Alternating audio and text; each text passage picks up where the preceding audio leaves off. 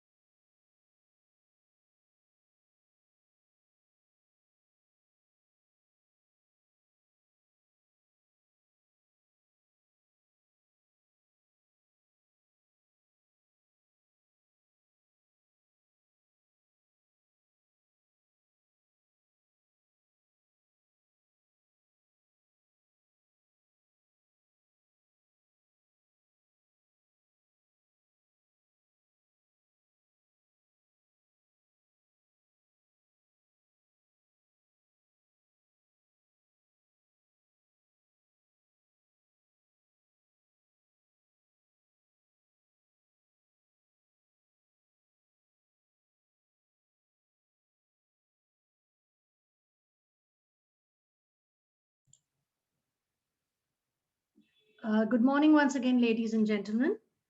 We will shortly start the inaugural session.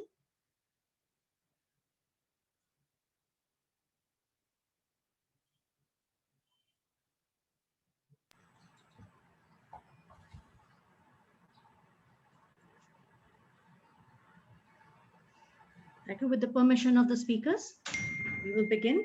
Ladies and gentlemen, good morning once again. Please welcome our dignitaries for the inaugural session, Ms. Rekha Sethi, Director General, All India Management Association, and Mr. Amitabh Datta, President, Calcutta Management Association. May I now request Mr. Amitabh Datta to deliver the welcome address, please. Good morning, ladies and gentlemen, and my young friends who are participating in today's program. On behalf of the All India Management Association and the Calcutta Management Association, it is my privilege and pleasure to welcome you to this program, which has been most appropriately named as the Shaping Young Minds program. I also take this opportunity to welcome to this program the two eminent and distinguished speakers, Mr. Sanjeev Bikhchandani and Mr. Kalra. The Shaping Young Minds program has been created with the realization that our students and young professionals can and will play a very important role in steering the nation forward. Interacting and listening to icons straddling different walks of life provides an opportunity to the students and the young professionals to learn from them and also to get motivated by them. Today, dear students, you will have the privilege of hearing firsthand from two iconic personalities who will share with you their experiences about events and people who have shaped their lives. And speaking to them would be two individuals who themselves are very successful professionals in their own respective fields of work. Mrs. Rekha Sethi, Director General AIMA, and Mr. Jimmy Tangree, the head of 91.9, one of the leading radio channels in Calcutta. I'm personally convinced that this will be a very rewarding experience for all of us. I would also like this opportunity to say a few words about the Calcutta Management Association, which started the trend of management associations in this country and was one of the founding members of the apex management association in the country, the All India Management Association. The Calcutta Management Association, CMA as it is called, was founded by Sir Jahangir Gandhi, the then Director General of the Tata Iron and Steel Company, way back in 1957. The vision of the Calcutta Management Association was to create a platform for the management community where relevant and contemporary management ideas can be conceptualized, formulated, developed, and practiced. Over the years, the CM has organized various programs on its own and also in association with our parent body, AIMA. The Shaping Young Minds is one such, and the CMA is grateful to the All India Management Association and particularly Ms. Rekha Sethi, the Director General and her team, for giving us an opportunity to host and organize this unique program in Kolkata in the East. We are also grateful to them for organizing such a distinguished panel of speakers. Before I conclude, I would once again like to thank the speakers, the moderators, Mr. Tangree and Mrs. Rekha Sethi, the team at AIMA, the sponsors, and all the participants for helping us organize this program. Thank you very much and welcome once again. Thank you, sir. May I now request Ms. Rekha Sethi, Director General, All India Management Association, to kindly address the participants. Good morning and hi everybody, all you young students, my colleagues from AIMA, Mr. Amitabh Datta, Mr. Jimmy Tangree, ladies and gentlemen. On behalf of the All India Management Association and the Calcutta Management Association, it really gives me a lot of pleasure to welcome you all this morning. This is the first time that we are organizing an online version of the very popular Shaping Young Minds program. So I hope you guys are here to have fun, enjoy yourself, ask questions, and uh, interact with icons who normally one would have only heard about, but you will have a chance to interact with them. And I hope you guys will be up to the occasion and ask them tough questions, which would probably help you in your career going forward. IMA started this unique and innovative program about 17 years back. During this period, I think we have conducted this program in 30 cities, touching over 75,000 young students and professionals in 76 editions. And each time we've received an overwhelming response from our delegates, which has led us to do many more of these programs. Today, the Shaping Young Minds program has become a brand product of AIMA, and we are actually very, very proud of it. Like other events, we have been forced by the pandemic to do this event virtually, although we do realize the value of a live interaction with an iconic personality. But hopefully, we should be able to go back to bringing you people and personalities who have been there and done it all. Delighted to partner with Calcutta Management Association for the first online SYMP. And I want to thank them for taking this initiative, because I don't think the other LMAs had come forward, and we were very keen to not stop this program because of the pandemic and bring it to you. So a big thank you to Mr. Datta and to his colleagues at CMA for bringing the first online version of SYMP to all you guys. This is not the first time we have done the SYMP in Calcutta. We have done it 6 times, I think 6 times before, and we will definitely do it again in the coming future, and hopefully that will be live. You know, it's a great time to be young in India. I always say that when people question me about what's happening in the country. The world is increasingly looking towards India to find the next generation of business leaders. There's so much choice today. When we were growing up, our options were limited to being a doctor or an engineer or a chartered accountant. But now the world is your oyster. You can become a DJ or a VJ, you can be a chef or a musician or a sports person. You can design digital games and you can build companies from scratch. This is a great time to be young. This is also the time when you're spoiled for choice and options and confused as to where to head next. This is a time when you need direction and guidance, and more than that, inspiration. This is what the Shaping Young Minds program does. It inspires through chats with leaders from different walks of life. And I would want you to take full advantage of our speakers today, two extremely, extremely iconic personalities, Sanjeev Bikhchandani and Kalra. And this is really the context in which AIMA is also doing its bit to shape young minds so that they are prepared for the opportunities before them and also the challenges that they will deal with in their career. You know, the beauty of this program is, and I always say that there are no lectures, nobody is going to give you gyan. You will have these iconic leaders simply talk to you through a fireside chat to share their lives, their success, and more importantly, their failures, how they have reached where they are today.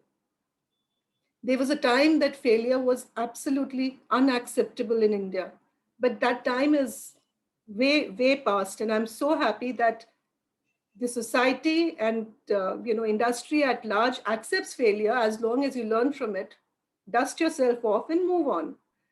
I do hope that this way, we at AIMA will be able to help you light that spark which will take you forward in life to manage your career and life with confidence, experience, and zest. Life has many challenges. You win some and you lose some. You must enjoy winning, but do not let it go to your head. The moment it does, you're already on your way to failure. And if you do encounter failure along the way, treat it as an equally natural phenomenon.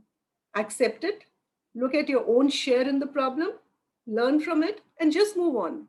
The important thing is when you lose, do not lose the lesson. And yes, this is coming from somebody who has succeeded and failed in equal measures. Don't let it bother you. That's the best way forward. While it is important for us to know that we are not what we are not good at, we must also cherish what is good in us. From the earliest years of our schooling, everyone focuses on what is wrong with us. I would strongly recommend that one must definitely identify and focus on their strengths, because it is only our strengths that can give us the energy to correct our weaknesses.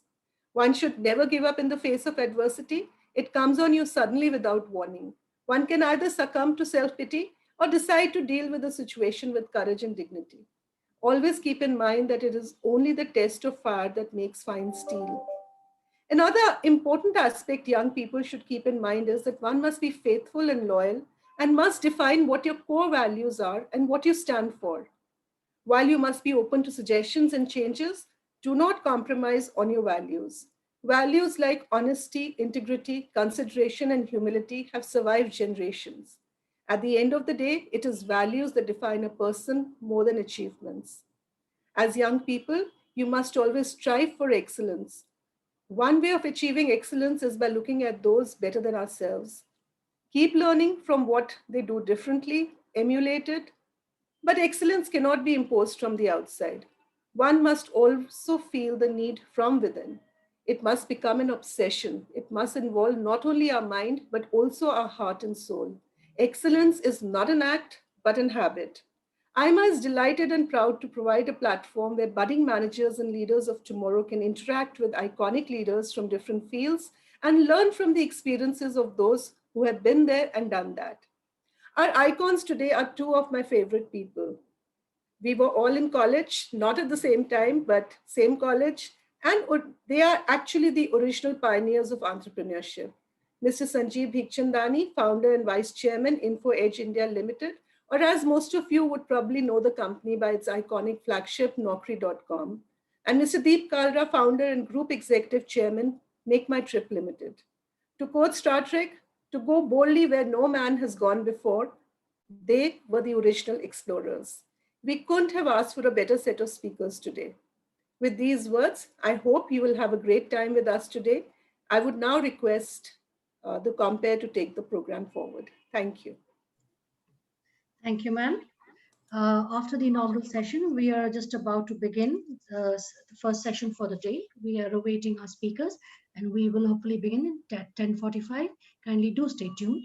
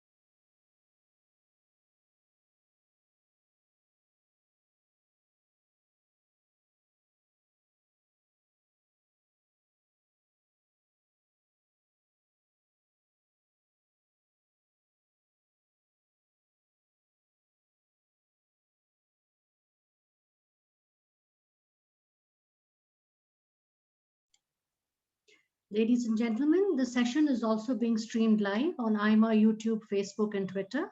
You can also view the session there in case you are unable to join on Zoom.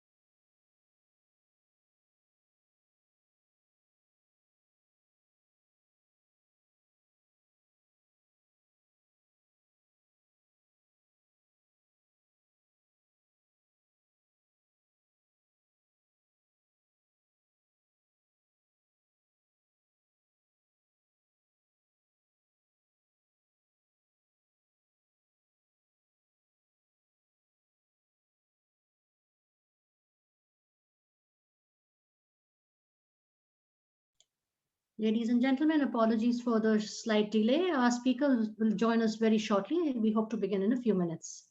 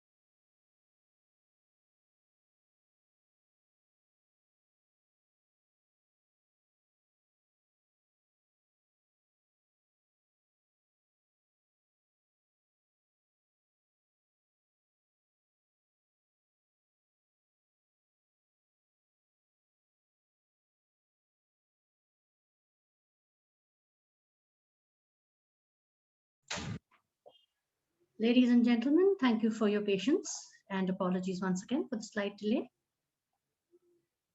We are now ready to begin the first session of the day.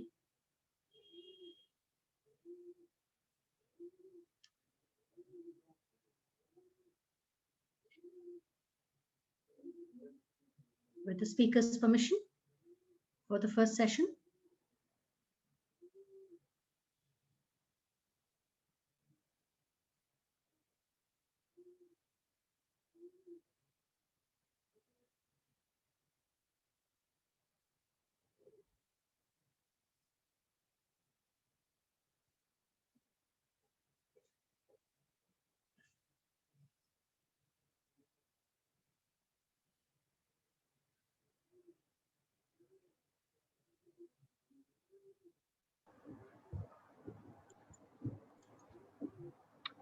Mr. Sanjeev Bikhchandani has also joined us. Sir, if I may request you to kindly turn your video on. Thank you. We welcome you all to the first session of the Shaping Young Minds program with Mr. Sanjeev Bikhchandani as the speaker and Mr. Jimmy Tangree as the session chair. Before I hand over the session to Mr. Tangree, a few words about him. Mr. Jimmy Tangree is head of 91.9 Friends FM Kolkata. Born and brought up in Kolkata in a business family, he completed his education from St. Xavier's, and his love for music got him into DJing in 1983.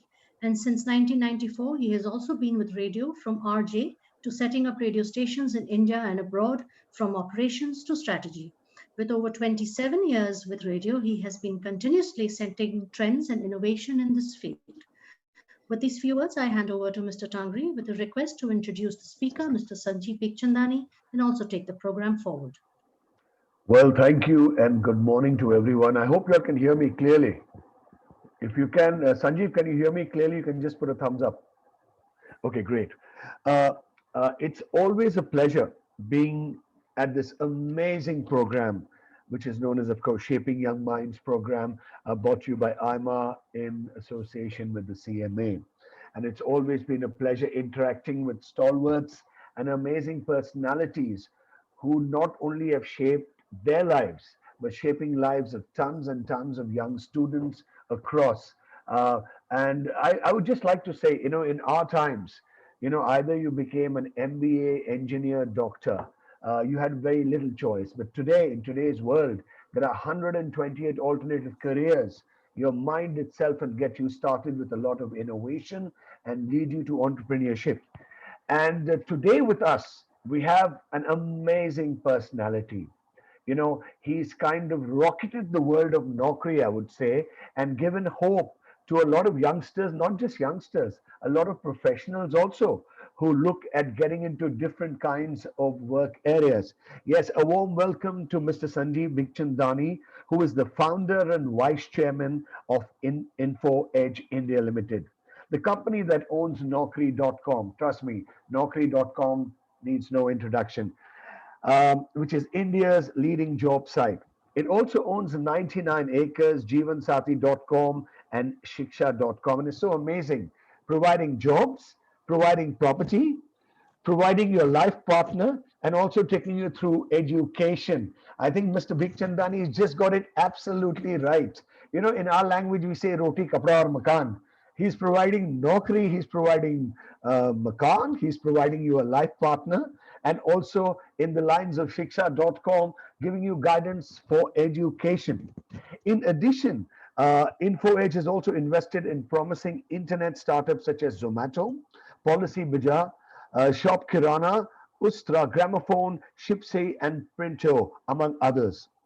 Sanjeev schooled at the St. Columbia School in New Delhi. He graduated in economics from St. Stephen's College, Delhi University, and began his career working in advertising with Lintas. After working for 3 years, he did his post-graduation from IIM Ahmedabad in 1989 and joined the consumer marketing firm HMM Limited, now GlaxoSmithKline Consumer Healthcare Limited. He quit his job for entrepreneurship 18 months later and co-founded Info Edge.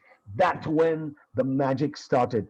For the first 7 years as an entrepreneur, Sanjeev drifted and did a number of small businesses, from salary surveys to databases, to feasibility studies, to training. For a brief period, he was the consulting editor of Avenues, the career supplement of the Pioneer newspaper.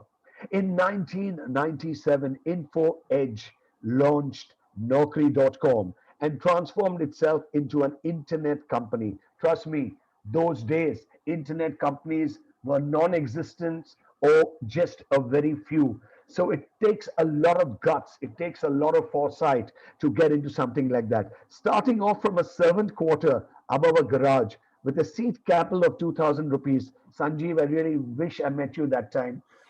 I think I could have afforded about 2,000 rupees and we could have partnered ourselves. And who knows where I would have been today. But anyhow, the company grew an attractive investment from leading venture capitalists. It was the first internet company to list on the Indian Stock Exchange. Today, Info Edge employs over 4,000 people, ladies and gentlemen, and has a market capitalization of over USD 4 billion.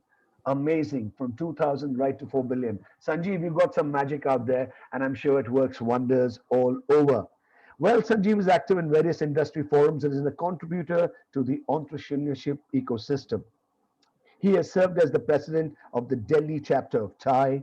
He has also served as a member of the Global Board of Trustees of TIE. He serves as a member of the Council of Management of the All India Management Association. He has been chair of the Internet Council of NASSCOM. He has also served on the Venture Capital Investment Committee of SIDBI Fund of Funds for Startup. Sanjeev is a member of the board of CIIE initiatives at IIM Ahmedabad. Of course, he's also engaged in philanthropy. He is a founding trustee of Ashoka University, and he's been doing so much. Sanjeev has received several awards and honors. He's received the Ernest Young Entrepreneur of the Year Award in 2008 for business transformation, and a lot more. Trust me, if I carry on reading the awards, it's going to maybe take the entire time of our talk heart to heart, I would say. But yes, recently in 2019, he was honored with the Lifetime Achievement Award in IT given by the Financial Express. And in February 2020, the Ministry of Home Affairs approved Sanjeev's name for the conferment of Padma Shri Award. Mr. Bikhchandani, a warm welcome to you today. Thanks, Jimmy. And you can call me Sanjeev. I think we can be in first name terms. Absolutely. Well, you're a rock star in your own right, trust me, and a huge inspiration to a lot of young and youth out there who are studying, and of course, even professionals. And I'm just curious, last 1 year, things went topsy-turvy, North Pole became South Pole, South Pole became North Pole. We didn't know what hit us, when, and from March onwards, many of us were locked indoors. Well, some of us were working. We in radio were still broadcasting 24/7 live from the studios. How did it affect you? Were you locked indoors, or were you actually still, shooting your guns and going forward? Well, actually, we in our company were a little paranoid. So when the first videos came out on social media about, what's going on in Wuhan, this is around January or maybe December. And then, the news filtered through that this could be a global thing, right? Could become. Yeah. Okay, we took one resource from our CSR team and said, look, you do CSR half day, but half day you track this thing, right? Absolutely. Then around, I think it was January or February, I forget, when the first publicized case in India of this person who came on this flight from Milan to Delhi, and then went to the Hyatt Hotel in Delhi, went to Noida, went to Mayur Vihar, and went to Agra, creating a trail of infections. When that case was publicized, one of our senior colleagues reached out and said, look, my wife was a cabin crew on that flight, and she's received communication from the airline to quarantine at home. At that time, there were no tests available, right? And so therefore, I think it's safer for everyone in office if I also quarantine at home. And that's when sort of our antennae went up and said, okay, it's coming close, right? And so we prepared a plan, and I must commend our IT department and all the people involved in the businesses. We prepared a plan to work from home. And 15 days before the government announced lockdown, we moved to work from home. We were probably one of the first organizations in India to work from home. And we discovered early on that we could work from home. And all the teething problems we did in the next 15 days, we overcame them before the government announced lockdown. So actually, we were quite well prepared for working from home. And we discovered a few things, right? So look, it was really difficult in the first 3 months because the economy was locked down. So Naukri is our biggest business, and companies were not going to hire in times of lockdown when the future is uncertain. So Naukri saw a 44% year-on-year decline in billings in Q1, which was a crisis for us. But fortunately, we had enough cash reserves and enough margins in the business that we were still profitable. And so we did not have to either ask anyone to go, and we did not also have to cut any salaries. We deferred increments, we deferred bonuses, but everybody stayed in the company because we were clear that, listen, this is the people's business and this company is built by people. And the worst time to ask anybody to go is when he can't get a job. Absolutely. Okay. So I think it's really important to be good to your people, and we did not ask anybody to go. And that sits very well with our conscience right now, 12 months later. Amazing. The first point, getting across, be good with the people you're working with or employing, because if you take care of your team, trust me, they take care of the entire institution in their own way. And I'm just curious, Sanjeev, during these, lockdown period, did you rediscover yourself? Did you reinvent yourself? Did you create something different from the usual Sanjeev Bikhchandani? Well, look, obviously it's given me enough time to reflect, but I'm working from home. We are still working from home. We haven't opened offices yet because, this thing is coming and going in waves, and we have offices in 41 cities around the country, right? And we have discovered actually productivity has gone up in many cases working from home. So for example, our sales team in Naukri could get about 2, maybe 3 sales meetings in a day with clients and prospective clients. You've got to fix the appointment, there's a commuting time, there's a waiting time, there's each meeting must last 1 hour because you've got to have tea, coffee, chit chat, right? To make an impactful sort of sales call. Then you come back and so on. And therefore you get 2, maybe 3 meetings a day. They are now doing 10 to 12 meetings a day because it's over video. Each meeting is, reasonably quick. You don't talk unnecessary stuff, right? You get to the point. And more importantly, anybody senior in the company can join any sales meeting from around the country, sitting in wherever they are. So now, instead of a frontline sales exec going alone, you can carry any senior manager with him on video. And plus, the company saves a lot of cost of traveling and engaging in a big way if you have to travel. Well, some amount of travel cost, but the real thing is productivity. I mean, you're doing 3 calls a day, now you're doing 10 calls a day, 3x. Absolutely. And of course, being the founder and vice chairman of InfoEdge India Limited, Naukri.com has been the flagship company. Now, what difference do you see in job applicants of the youth of today from the earlier years? Because earlier years, it was a very straightforward thing. Today, they are more go-getting. The way they come across, the way they apply is actually very, very innovative. And it's got a josh, I would say. So what do you feel? Look, I think that, I began my career in 1984. That's 37 years ago, straight out of college. And then 2 years I took off study in the middle. But I've had roughly about 35 years of working in industry, private sector, corporate sector, plus entrepreneurship.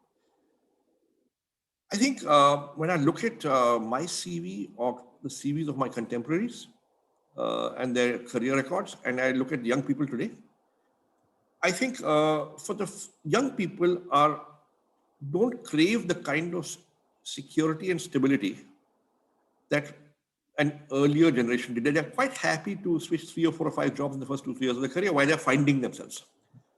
I call this phenomenon snacking on jobs. People snack on jobs in the first 2, 3, 4 years of their career till they figure things out. It's learning by doing. In 1984, I was really happy to get one job, any job, and I stuck there. Right? because there weren't so many jobs and there weren't so many options, right? Absolutely. I also think that people are more confident, they are more secure, they are more outspoken, they are more ambitious, they are more gutsy. And in many, many ways, perhaps they are smarter than people of an earlier generation. And that's great, because that's how society progresses. The next generation has to be smarter than the earlier generation and better than the earlier generation. But Sanjeev, the next generation is definitely smart, go-getting. They do a hell of a good job. But don't you think so? They are very eager to rush up the ladder at a very high speed. Like, when you talk to someone and where do you see the person when you ask the person? They say within 1 year's time, I want to become the president of the company, or I want to reach a vice president post. Don't you think there's a big rush to it in today's world, because the world is, going at very high speed? So, Jimmy, you run a FM radio station. Right. I have not heard your station in Calcutta, but I presume you play music, right? Absolutely. Music. And in fact, let me tell you one thing is we are the only 24/7 live station in the country. And from the 8th of June, because of the pandemic, we are also streaming 24 live on Facebook Live. Excellent, excellent. So you play English music? We play English music towards weekend. Okay. So, there's a song by Billy Joel Absolutely. called Vienna. Absolutely. Yes, it's a beautiful song. Okay. So I've listened to that maybe 10,000 times in my life. And I tell every young person to listen to the song and understand the words. Right? And if you remember the lyrics, slow down, you crazy child. Absolutely. You're so ambitious or a juvenile. You right? know the words by heart, Sanjeev. Yes, you know the words by heart. So look, it's something they'll figure out on their own. It's like my parents would tell me that, listen, why are you in so much of a hurry? Right? And I would sort of ignore it. I would be polite and say yes, yes, but I would, eventually do my own thing. Right? And I found my way. I think, yes, youngsters are in a hurry, but hopefully they will find their way. You know what, Sanjeev? You know what? I'm going to play this song for you one day on radio, and I'm going to send you a message. You must hook on to Facebook Live and hear it. I will do that. Because it's going to be a dedication for you. And, talking about the rush and talking about careers, what are the three most crucial values that you feel students should imbibe to become leaders of tomorrow? Those qualities which make them go up the ladder, not only up the ladder in terms of positioning and monies, but also leaders of tomorrow. Look, I think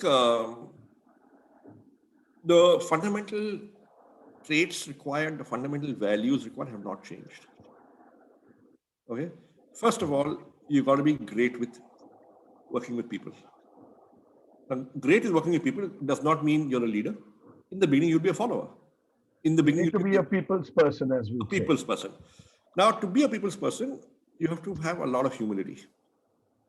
You have to respect the other person. So, I can see a lot of MBA students there in the audience. In my MBA program, when I was there, in my MBA program from 87 to 89, I completed my MBA. We had, I know a few things, a few memories stand out. One memory I have is of an eminent professor in class say one line in the middle of a class, right, when he was giving us a lecture. First, seek to understand. Brilliant. Now, when you think about this, it's got a very deep, profound meaning and huge implications for the way you conduct yourself. Do you have an inquiring mind? Do you respect the other person? Will you listen to him before you speak? Will you try and understand his point of view? Right? If you do all these things, you'll hopefully become a better people's person. Absolutely. Absolutely. Right? So first trait is become a good people's person. The second trait is very old-fashioned, but there's no getting away from it. You've got to work really hard. Nothing comes without hard work. No big achievement comes without hard work. Right? You don't get stuff given to you on a platter in life. Mehnat karni padti hai. You will have to work hard. Absolutely. And in the current scenario, it's much, much, much, much, much more. And the third thing relates to the point, again, it's old-fashioned. It relates to the point you raised about people doing it in too much of a hurry. I said the greatest quality of any successful person, or most successful person is persistence and practice. Right? You look at any great company, it was the result of a lifetime's effort of a few people. They spend their lives doing it. Look at Microsoft. Bill Gates and his colleagues spend their lives doing it. Look at Google, 1998 founding, 23 years later, 24 years later, the founders are still there, still doing it. Facebook, 16 years later, still doing it. Right? You look at any great achievement by anybody in any other sphere of life. Right? Mahatma Gandhi came back to India in 1915. It took him 32 years to lead the independence movement. And only then independence achieved. Or you look at in religion. Take a look at the life of Jesus. It was the years he spent in the Sea of Galilee that shaped him, which enabled him to make the kind of impact that he did later on in life. Look at Lord Ram. 14 years vanvas in the forest. Only then was he triumphant. But Sanjeev, here I'd like to put one point forward, which we had just spoken, before. You said right in the initial stage, most of the youth like to snack on, jump from one job to the other. Some way or another, the consistency, in the first couple of years of career goes a little haywire. What do you have to say to that? Well, look, I'm saying it's okay to drift and snack for a while, but you can't do that for all your life. Absolutely. Absolutely. So at some point of time, after you discover yourself, discover the world, discover various options, you've got to settle down and say, and focus. This is what I want to do. This is what I want to do. Absolutely. You should know where you're heading, ultimate the destination. Ultimately. Nahi to the train to patri se nikal jayenge, and then you won't know what hit you where. Sanjeev, if I look back at February 2020, the Ministry of Home Affairs approved your name for the conferment of the Padma Shri Award. Request you to kindly share that proud moment, what did you think? What did you feel? Because you worked towards it over the years. And actually, I was not expecting it. I had not applied for it. I had not spoken to anybody for it. It came as a surprise. I suddenly began to get these congratulatory WhatsApps and a few calls. And that's when I learned that, okay, I'm on the list. Right? So I was obviously very, very pleasantly surprised. It was humbling in a way. It was a lesson that, listen, in this country, you can still get something without lobbying for it. Absolutely. And I think that was very hard. The consistency, the way you move things forward, as you rightly said, you were there and you were always there, building up consistently and positively, because in today's world, I think it's more of an attitude area. You try to blow the trumpet when you get something, but the humbleness of yours, I think humility, I think that's one of the biggest traits as one moves up the ladder and one moves about, to the final stage of achieving a huge success. So, this is something I would tell young people to be very, very conscious of, especially as you get more and more successful. Right? How you treat people, others, is really important. It's important to be humble. It's important to be polite and respectful with others. I mean, that's how people will want to work with you. And that's how you build a good team, when you are in a position where you need to build a good team. Absolutely. You are in a leadership position. And they say one critical angle is the person's attitude, Absolutely. Down to earth, humble, easily accessible, having a patient here to listen, and of course, be the guiding light also. And I think rightly you said, the most of the humblest people have been the most of the successful people, if you actually go to see in terms of businesses or entrepreneurship. You have been closely associated with a lot of industry associations. How do you think industry associations can contribute to the society? They are doing a lot, but how can we take it one step further? Because ultimately, it is the people coming together in industry who give a guiding light and a way forward. So look, I mean, different industry associations have got different sort of mandates and goals. So let's take something like TIE, where I'm on the board. I've been on the global board, the Indus entrepreneurs. There, the mandate is pretty clear. You've got to encourage startups and entrepreneurship. And they've been doing that since 1992, when it was first founded in Silicon Valley. Absolutely. Right? And I think in Delhi, where I live, in Calcutta, where you live, right? In Bombay, in Bangalore, I mean, there are various chapters of TIE. Absolutely. Right? Which are doing that. Okay, now, one is the mission is encouraging startups. Two is startups are really important in the country. Because if you look at all the industries and sectors that have created jobs, hope, buzz, growth in the economy in the last 30 years, 35 years since I began my career in 84, many of these industries and companies did not exist 35 years ago.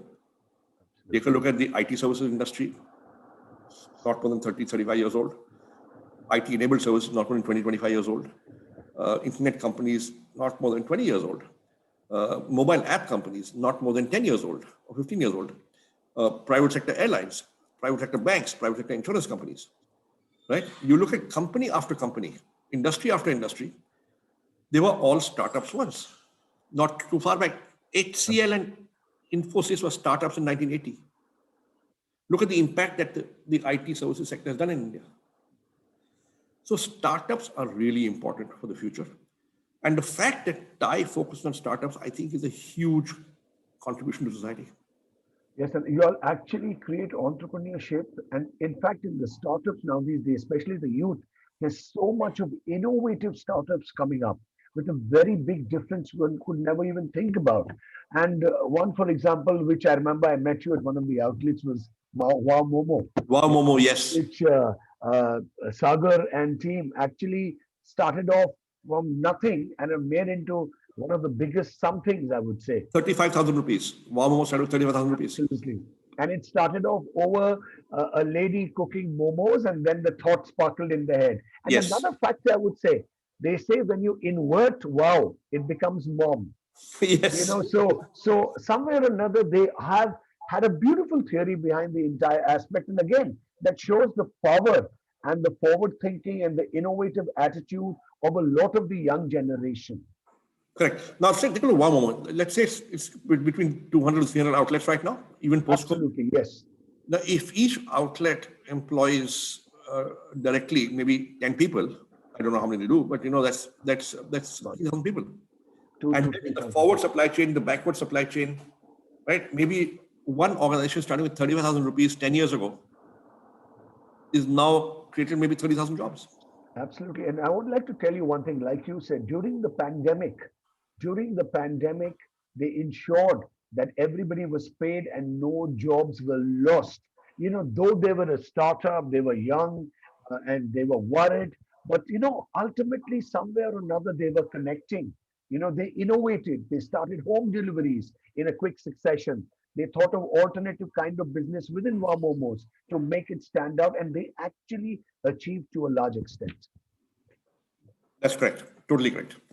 And you've had an illustrious career. You know, I would say you've been amazingly go-getting, hard-hitting. I'm sure somewhere or another, you know, you have a role model. And I'm just curious, who is that role model and why? So listen, I don't have any one role model. Okay. Learn different things from different people. I've always had people to learn from. Often they have been older to me, but now as I get older, often they're younger to me, right? But when I was young, and I began my job, my career in 1984, I was 21, and I was in Lintas, and first in Delhi and in Bombay. I think I was very fortunate that there were so many really talented and smart people there, whom I could learn from just in conversations, just meetings, just by observing them, just by working with them. Whether it is getting personally organized, whether it is my work ethic, whether it is thinking strategically, whether it is being good with people, whether it is being clear about goals and priorities, whether it is about the importance of really working hard. So, I believe that just as a child learns the most in the first 3 or 4 years of his or her life, a baby, right? Absolutely. I believe a working professional learns the most in the first 3 or 4 years of his or her working life and career. And Right? it's basically, I think the learning comes from looking around, understanding, observing people, Exactly. and imbibing the good qualities which can help them to grow. Exactly. And therefore, to the young people out there listening, I would say your first job or your first 3, 4 years of your working life are really important. They will determine the work ethics that you will follow over the next 30 years of your working life. And your work ethic will be determining your success in life or your career, right? And therefore, in the first 3 or 4 years, it's really important to be at a place where you're learning the right things from the right people, Absolutely. right? Because, And therefore, while money is important, in the first 3 or 4 years, learning is even more important. absolutely. In fact, today, if we look at the concept of internships, at various areas where you would like to follow your heart and follow your career, it gives a very big guiding light to them. And, the only problem, again, I say, and I've actually faced it many a time, is they want to join in and they want to jump up. I think somewhere or another, I do understand there's a rat race, but I think somewhere or another, there also has to be a control, as rightly you said. I totally agree with you. But you know what? 90% will not listen. They have to figure it out for themselves. Absolutely. And I think that figuring out sometimes is a harsh lesson. It can be. It can be. No, and in your illustrious career, any one moment from the past which you, if given an opportunity, would like to rectify and act differently? Any, because there have been so many moments in life as you move forward. I think the most difficult moments are when you make people mistakes, right? Absolutely. Because mentally they sort of give you a lot of cause for reflection, some trauma, some pain, right? So I have been through 3 partnership breakups, right? Since 1990 when I became an entrepreneur, right? And I think maybe I should have done some. Maybe it was my fault also, partly. Maybe I should have done something differently. So I think people mistakes are usually the biggest mistakes. I Absolutely. mean, of course, mistakes on ethics and integrity are even bigger mistakes, but thankfully, I've not made those. Right. And, I would urge everyone listening that, listen, I mean, be very clear on ethics and integrity. Do the right thing. Even if it means in the short run, you don't do as well. Don't do the wrong thing. Right. But once you sort of got that basic level of integrity and ethics and values in place, the next level is people mistakes. Absolutely. And talking about the way they move up and the way they climb up the ladder, taking into consideration important things like, when I was much younger, I used to always love talking. I used to love interrupting. My listening capacity was a little less.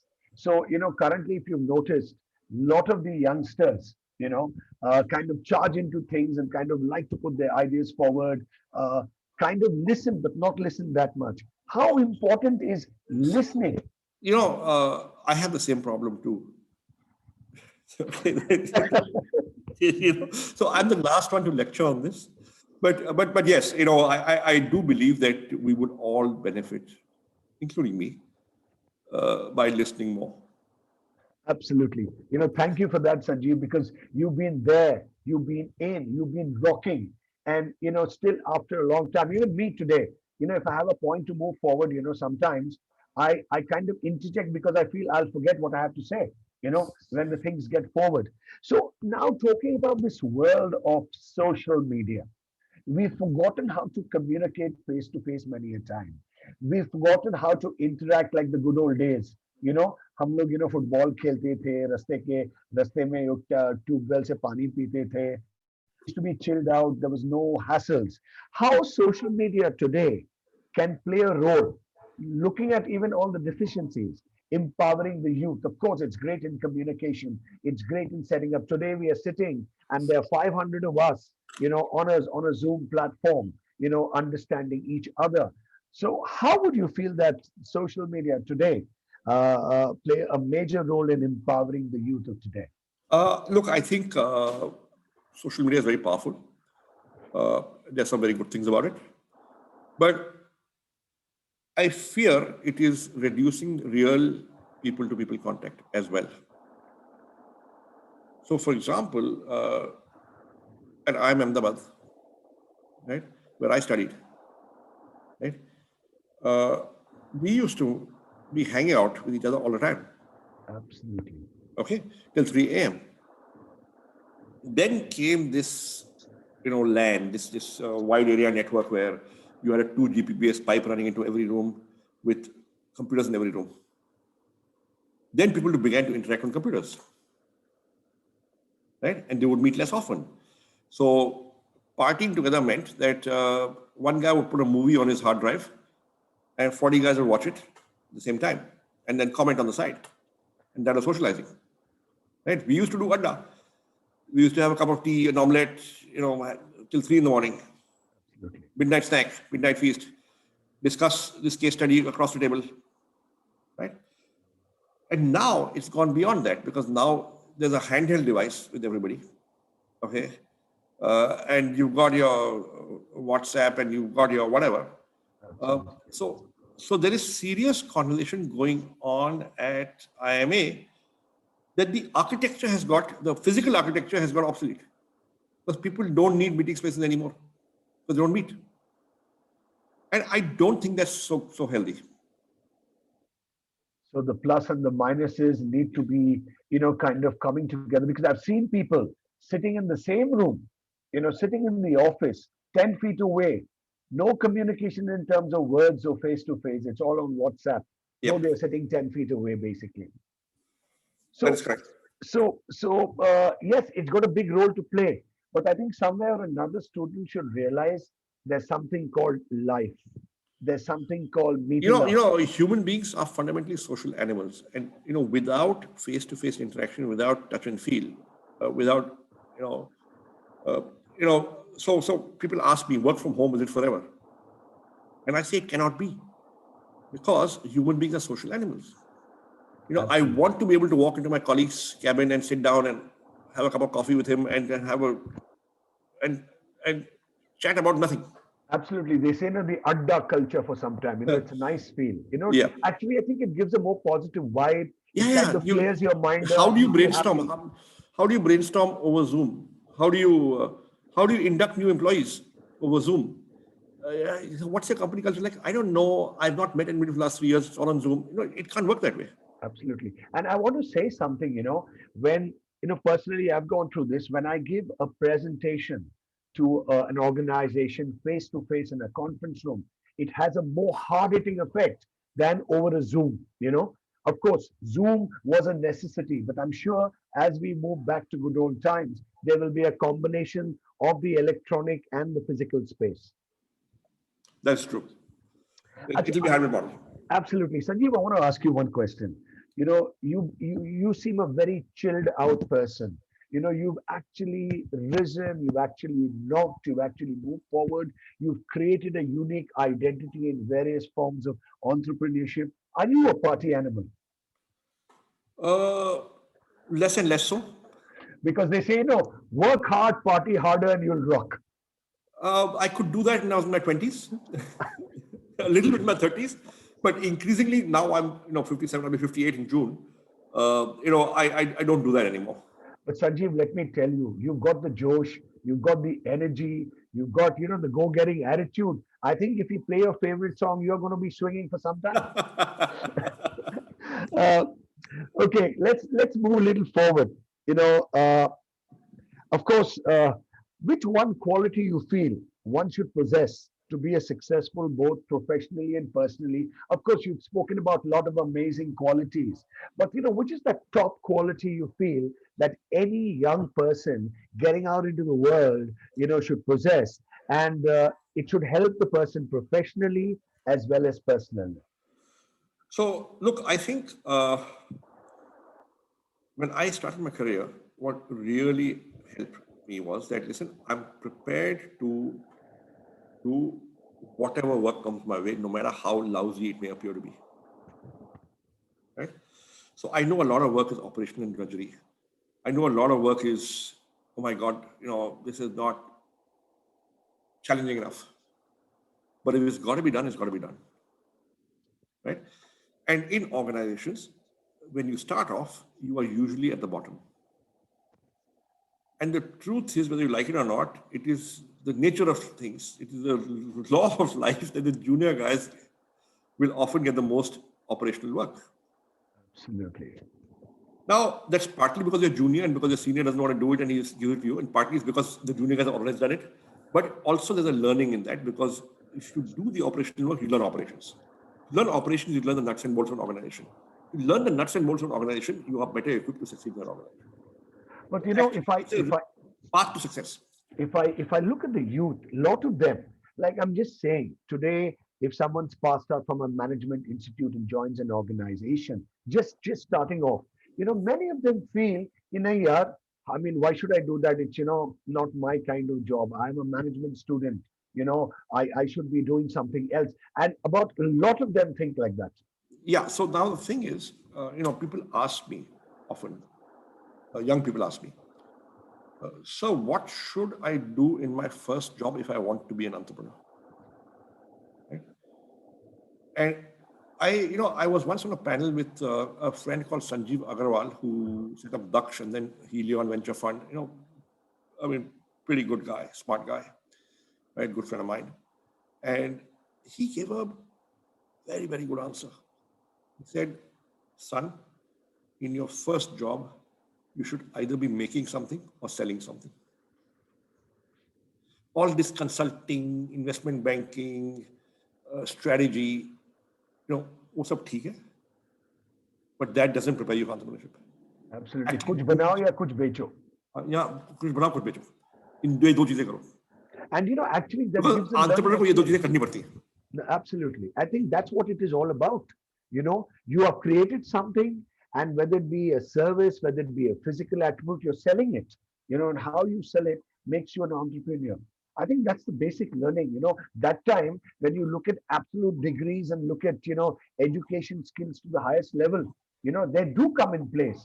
But then I think that individuality works wonders if people are very clear कि यार करना है और करूँगा. Because many people say, no, this is not my kind of job, that way, and you rightly said, start off from the base, learn the hard way.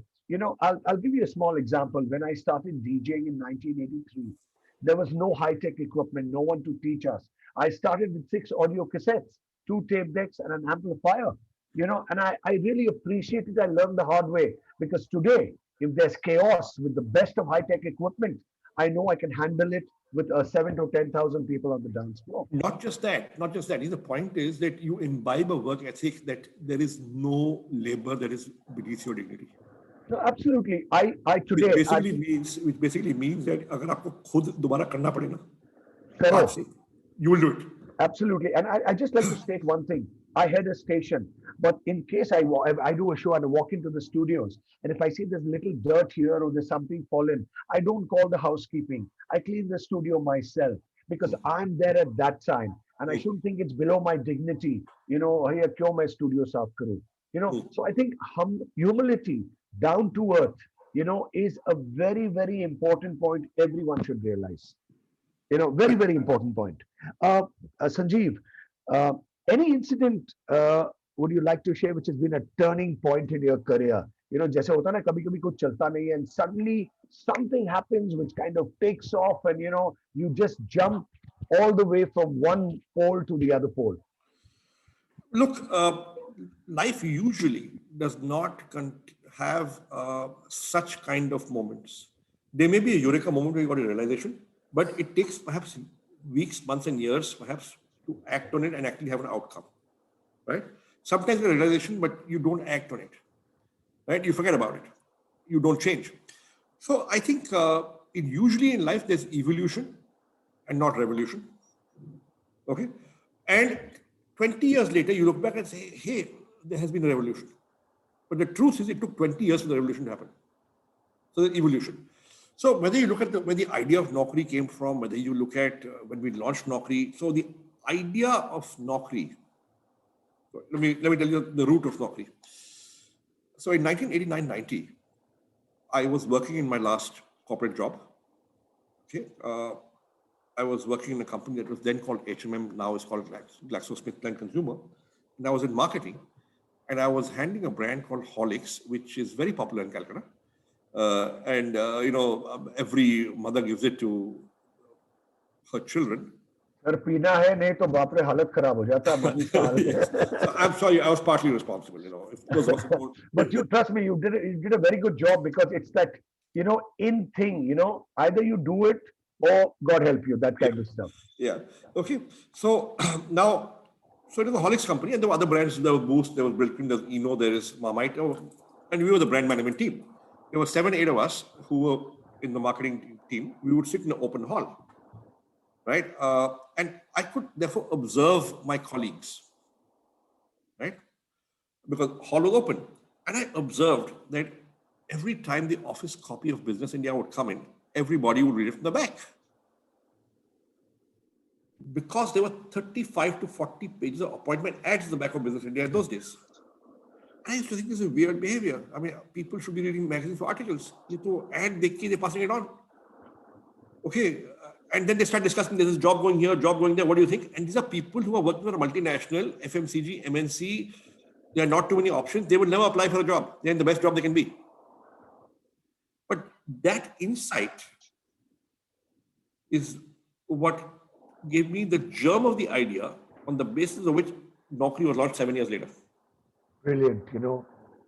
Just imagine observing, watching, seeing, and trying to get a pulse feel kind of creates an entire Naukri portal. तो ये revolution नहीं था, ये एक insight था, एक eureka moment था. 7 साल बाद act किया उसके ऊपर. Hats off to you. Thank God you did it. Because it's actually, I think it's created such a beautiful platform, for people to have that kind of hope in this current scenario of job scares, jobs not happening. Somewhere or another, you give a direction to a lot of people and make life a bit more meaningful. With that, I would like just to ask you another question. You have studied in premium institutions. Not all students are able to go through premium institutions. Do you think studying from a not so premium institution has an impact on career, of individuals in the long run? Look, the honest but harsh truth is people respect brands and certain labels will open certain doors. But that does not mean that you cannot be successful if you're not from those places, right? It's just that some doors may not open easily at that time. But you get in some work experience, you get in some achievement, and enough doors can open. So does it? So look, premium institution will give you a start. It does not guarantee success. Okay. Because ultimately you succeed in performance. If you look at Google and Microsoft, their areas, they take people even without degrees. They keep them working for 3 to 6 months in probation, understand their work culture and how they work. And many people have got jobs in multinational institutes without degrees, just based on how they move forward and how they react and their work. What do you have to say to that? I think, look, that's absolutely right. However, people will always hire those people who think are right for the job. Right? Now, you've got to have a method and system to assess, will this person be right for this job? Now, why do people go and hire from the best colleges? It's because already there's been some sort of, in their heads, a quality filter. Absolutely. This place is hard to get into. So a certain minimum quality is guaranteed. Now, from that set, let me select, right? अब जिस देश में 1.3 billion की आबादी हो, people look at natural ways to have a first shortlist, right? Absolutely. So if you go to an IIT to hire, you know that they've cleared the joint entrance exam, and itni rank तो आई होगी, तो इतना IQ तो है. Now from this set, let me select 5 people who I think could be appropriate for me. Absolutely. Okay. Now, if I go to the 3000th ranked engineering college, I can still find 5 people. But I will have a harder time trying to assess which 5. Selection process will be So, tough. and I could make mistakes. Okay, and that becomes a challenge. You know, Then the 5 people in that college have to try harder to somehow get a break and to perform on the job and then make it to them. so That is, I mean, unfortunately, that is the truth. In a country, in a society where there are more people than their jobs. Absolutely, it's like a rat race, and wow, it's a charge for it. And in fact, just hope that with the kind of youth and the kind of positivity and the kind of go-getting attitude, and with a lot of people diversifying into entrepreneurship, startups, I think India is looking at a bright future. But before we get on to a couple of questions asked, I would like you to give a message to everybody watching us, hearing us right now on Zoom, also on the live feed of Facebook, YouTube, and Twitter. What would you like to tell them? Because, we study, we do so much in life. Why? To build a career, to settle down, to earn well, and to live life the way we would have liked to live it. So, what message, Sanjeev, would you like to give to everybody out there? So I think it's a message that I have said before on this program, on the session. It's basically, look, nothing great is achieved without hard work, without commitment, without giving it enough time. Patience. It will take a few years to achieve. Okay, so be prepared for that. Sanjeev, thank you so much. But there are a couple of questions, just a couple of them. I've been asking. One question was, can you be humble and polite at the same time? Absolutely. I mean, the two go together. I mean, if you are humble, you will be polite. Great. One shot, it came across well, and I really appreciate that. Another question, please share some of your failures and strategies used to change risk into opportunity. You can share anything which comes in your mind shortly. See, I'll tell you. If you are frugal, so we were very frugal. We like to believe we are still frugal, right? If you're frugal, which means apne kharche kam rakhne, right? So when we started our business, we were doing very little revenue, but because the costs were so low, they still came in below the revenue, and therefore we were profitable. Now, we were doing 6 lakhs a year revenue, but our cost was 3 lakhs a year. Now, if you're doing 9 lakhs a year, kharcha, 6 lakh revenue, we were failures. At 3 lakhs, we were successes. So the first strategy to reduce risk of failure is to be frugal. Okay? And early on when you're a startup, if you're doing a startup, be frugal. Amazing. Be frugal, be in control, and Jaysena, profitability also comes through sensible costing. Absolutely. And cost because see, you are in control of your costs. You are never in control of revenue. Revenue, so the customer will decide. Dena nahi dena. Cost to aapke haath mein hai. Sir, आप बोल रहे हैं देना नहीं देना है, फिर देगा नहीं तो हालत खराब हो जाएगा.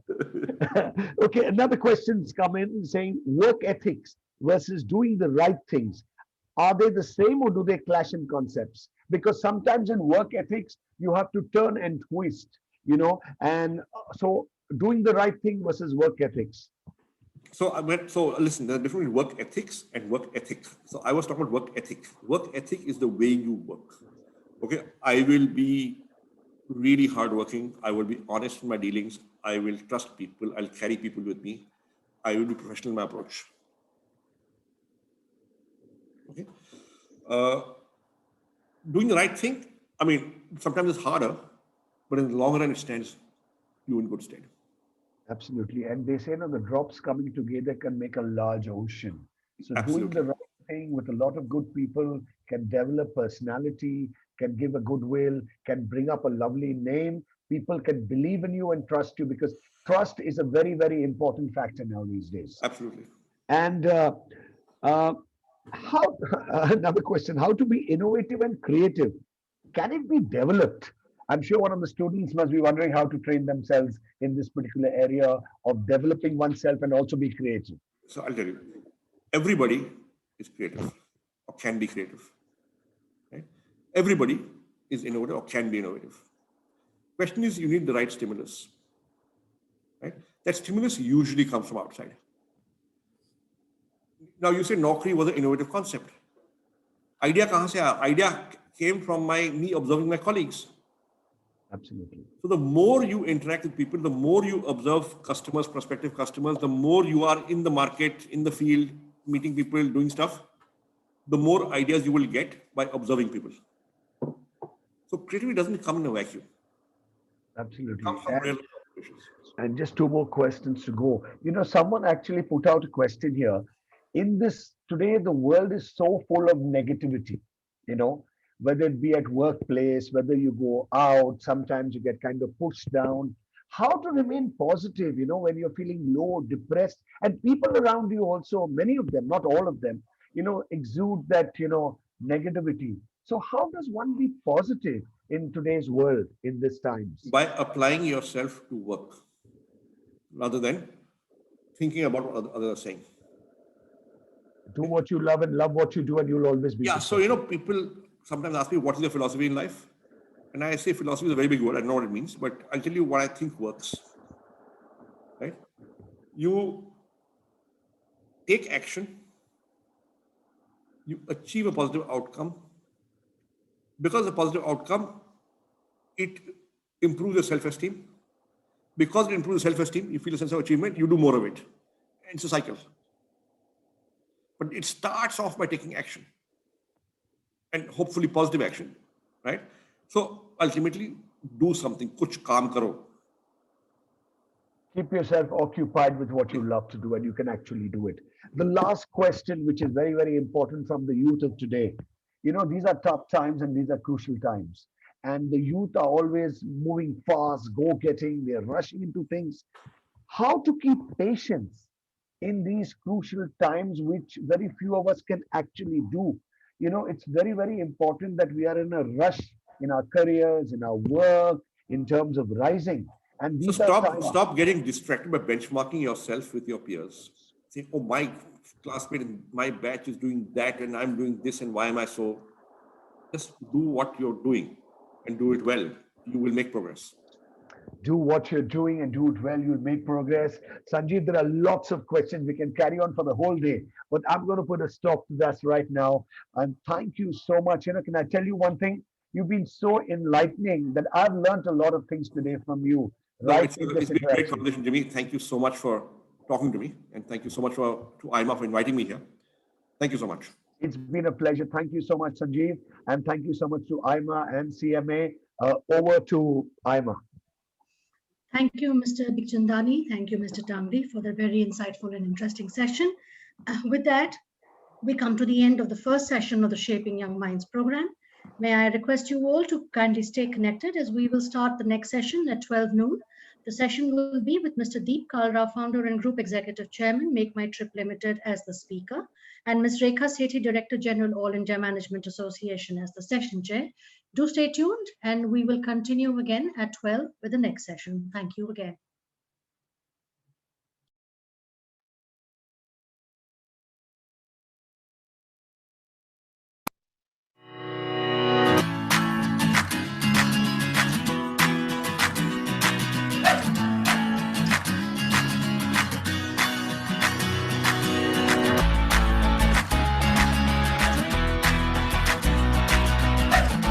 AIMA works as an overall India-wide organization for management.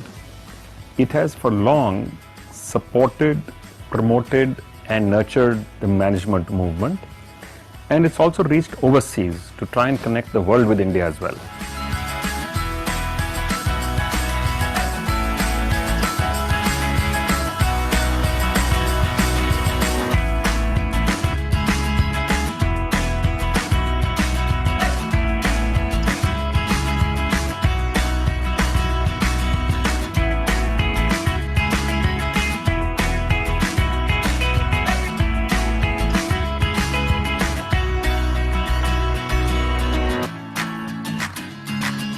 So whether you are a young student out there or whether you are practicing professional, I think being a member of AIMA will give you a huge network, will give you a huge range of new concepts, and it gets you access to events where you really get to meet some of the best and the finest speakers in the country from whom you can learn.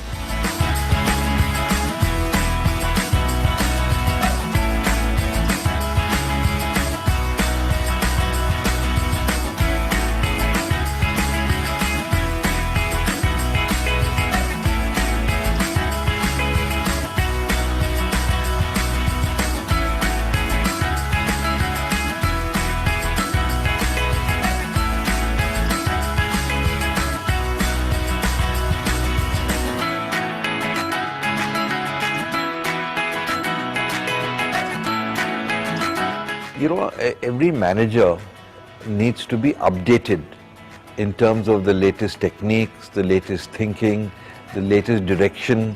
You update yourself in various aspects of disciplines that one is involved in.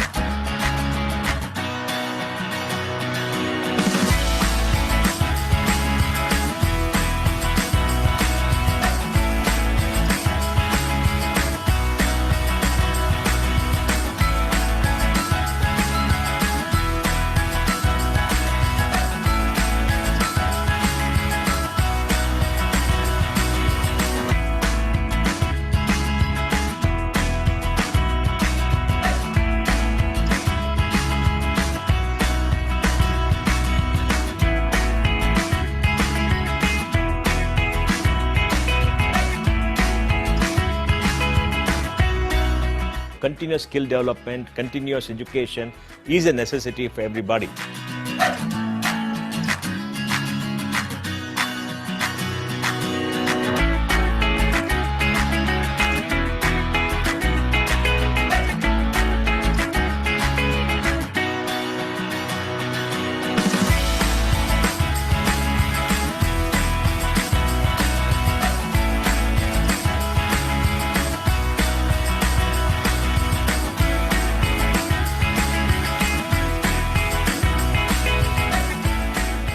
AIMA has been known for its testing services. For instance, the management aptitude test, which is very popular, of late catering to admissions and also to recruitment services.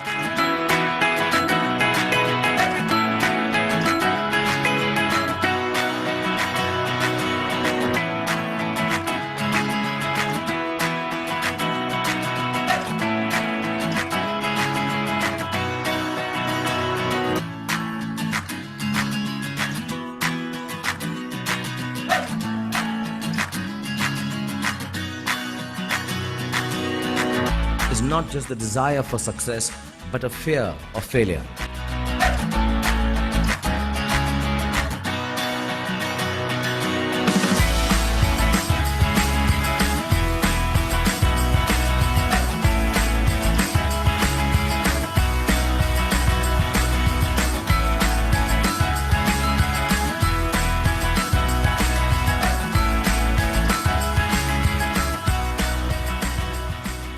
AIMA is an institution that all of us are proud of.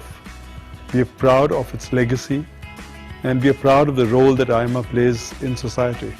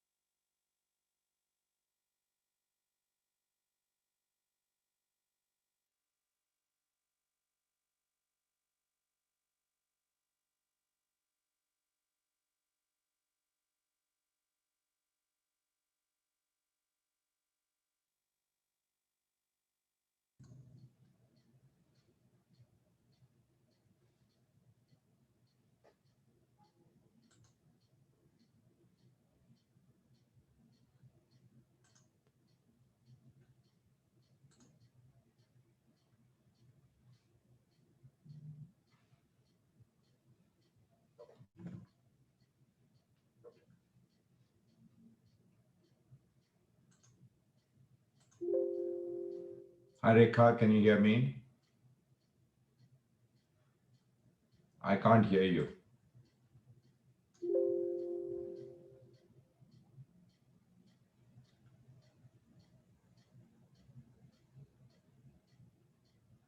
Can't hear you.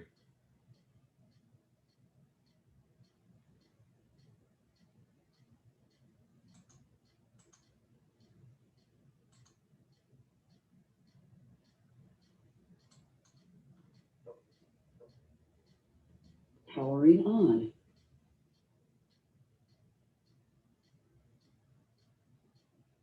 Let me try again. Rekha, you can hear me, I know. Can say something? I still can't hear you for some reason.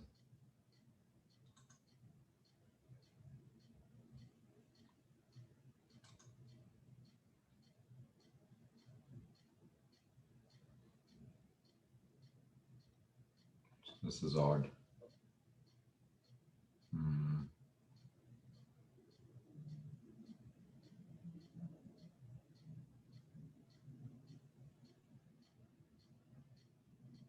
Can someone from technology help me? I can't hear Rekha. Rekha's on mute. Sir, Yeah. this is Smita Das here from AIMA. We are in touch with Ms. Sethi, who is trying to sort it out. Okay, I can hear you, so I'm okay then. That's right, sir. Okay, thanks. DG ma'am, I'm requesting Sagar to get in touch with you. Ma'am, we can't hear you. I'll just ask him to call you.